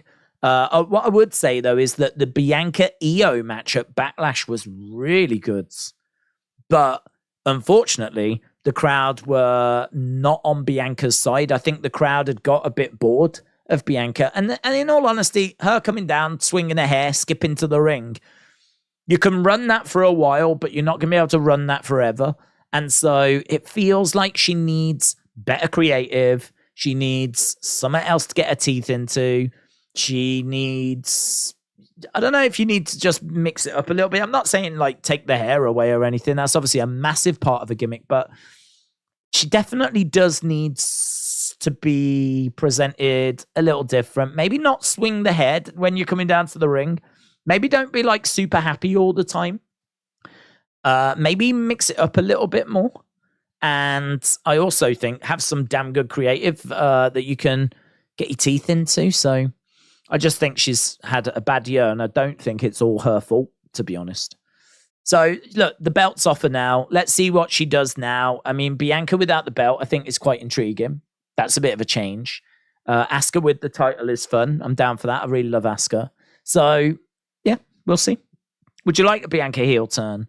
Well, if they do it, they do it. The only thing I would say is I do think that face and heel turns are probably one of the biggest things you can do, because it changes your whole persona, changes your whole character, completely changes your relationship with the fans. That's really not something that you can keep changing on a regular basis. So if you're going to do it, you're going to have to commit to a heel Bianca for a good few years at least. So you can have a heel Bianca, but have you got creative and plans in place for a good foreseeable future? Like, I'm not talking short term, I'm talking long term. Like, if you turn her heel now, do you know what you're doing with her at WrestleMania? Have you got an idea as to where she's going to be by SummerSlam next year? Not this year, next year. Like, can we map this out long term? Because if we're just going to turn a heel because things are a bit stale, that just seems so lazy. It's so lazy. It's such a lazy thing to do. It's sort of saying, like, we're out of ideas. We don't know what to do. We're out of ideas. Well, how about you put her in a feud with someone that's quite dark. Have them coming round to Montez and Bianca's house, film a few things like that. You could like go down that road. How about we try that? How about we see Bianca outside of the arena? How about like we go down that road and see what like Bianca's like when she's out and about? How about she's out shopping and she gets attacked in a shopping mall or something like this? Like, I don't know. I feel like there's so much you could do. So much different locations. Take us out of the arenas. Just try some stuff. I really feel like that is harder to do because, some of the ideas are going to be not work, but you could sit down and try a few things. I just think saying let's turn a heel is so lazy because it's just so easy to do. It's an easy thing to do, like turn someone face, turn someone heel. But the harder thing to do is then to commit to it and have a long-term plan in place. So, yeah, I don't mind if WWE do it, but as I said, please have a long-term plan for it. Charlotte is face and heel in the span of months. Well, I think Charlotte's largely heel. I mean, she has returned as face, but I think we can agree she's been heel for a long time in her career. So she's certainly turned face now, but I don't know that being a face really suits her that well. I think was a face because needed to be a face because she needed to get the belt off Ronda. And I think they knew that they wanted her to drop it to Rhea. But honestly, where has she been? I don't even know where she's been. Have we seen her since WrestleMania? I don't even think I've seen her, have I? So seemingly, that's a good example. We've turned her face, and now I don't know that we know what to do with her. So, yeah. And I'm not going to argue that we don't turn people face and heel like a lot. I'm not going to argue that. What I will argue is that it's not a good thing to do. That's what I'll argue. Cody will beat Roman at WrestleMania. We know Breeze is liked by Triple H, says Kim. There's basically no faces left in the women's division, says Max. Shaquem said, do you not do that because... Oh, it went. I feel like Bianca and Bayley are two people Triple H has been lost with compared to Vince, who booked them better, said Big Time Baxter. I think it looks weird when a heel turns face. It just looks weird. Like having Charlotte come out smiling and wave into the fans. I think it does look weird and feel weird, but I think it can work in the right circumstance. So I always think back to Lex Luger, and it's an example I use a lot because it was really impactful on me. And actually the question was asked the other day, when was the first face to heel to face turn that you remember? And my answer was my first face to heel turn that I remember was Lex Luger when he was the narcissist and he loved himself, and then someone needed to slam Yoko. If you've never seen it, I keep stressing this, but if you've never seen it, it's so good. It is so good. So it's July 4th. And they're on the USS Intrepid. And this never gets spoke about enough, man. WWE never talk about this. But they're on the USS Intrepid. They're on a battleship, right? They've set up a ring on a flipping ship. And all these NFL stars and wrestlers are trying to pick up the 500-odd pound Yokozuna and slam him. No one's ever done it. And they want to try and slam him on America's birthday. Right, you got Macho Man dressed in the stars and stripes, loads of fans on the USS Intrepid. Such a fun, interesting little event. WWE don't do those kinds of things. And that is just a real fun, different, you can go to house shows, you can go to premium live events. Well, what about this? Imagine getting tickets to go to this. So different and special. And so you got all these people that try. None of them can do it. And then a helicopter in the distance, which is awesome. And everyone's chanting Hogan. They think it's Hogan. Helicopter lands and out steps Lex Luger. And what was brilliant was that he was wearing the stars and stripes.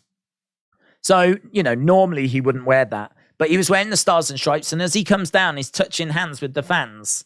And, you know, Lex gets in, and, you know, it's interesting because he'd been a heel, but because of a few little things, I think because the crowd, first of all, was so desperate for someone to slam Yokozuna, you know, the way it was being pitched was that the nasty Japanese man was going to defeat us on our birthday, right?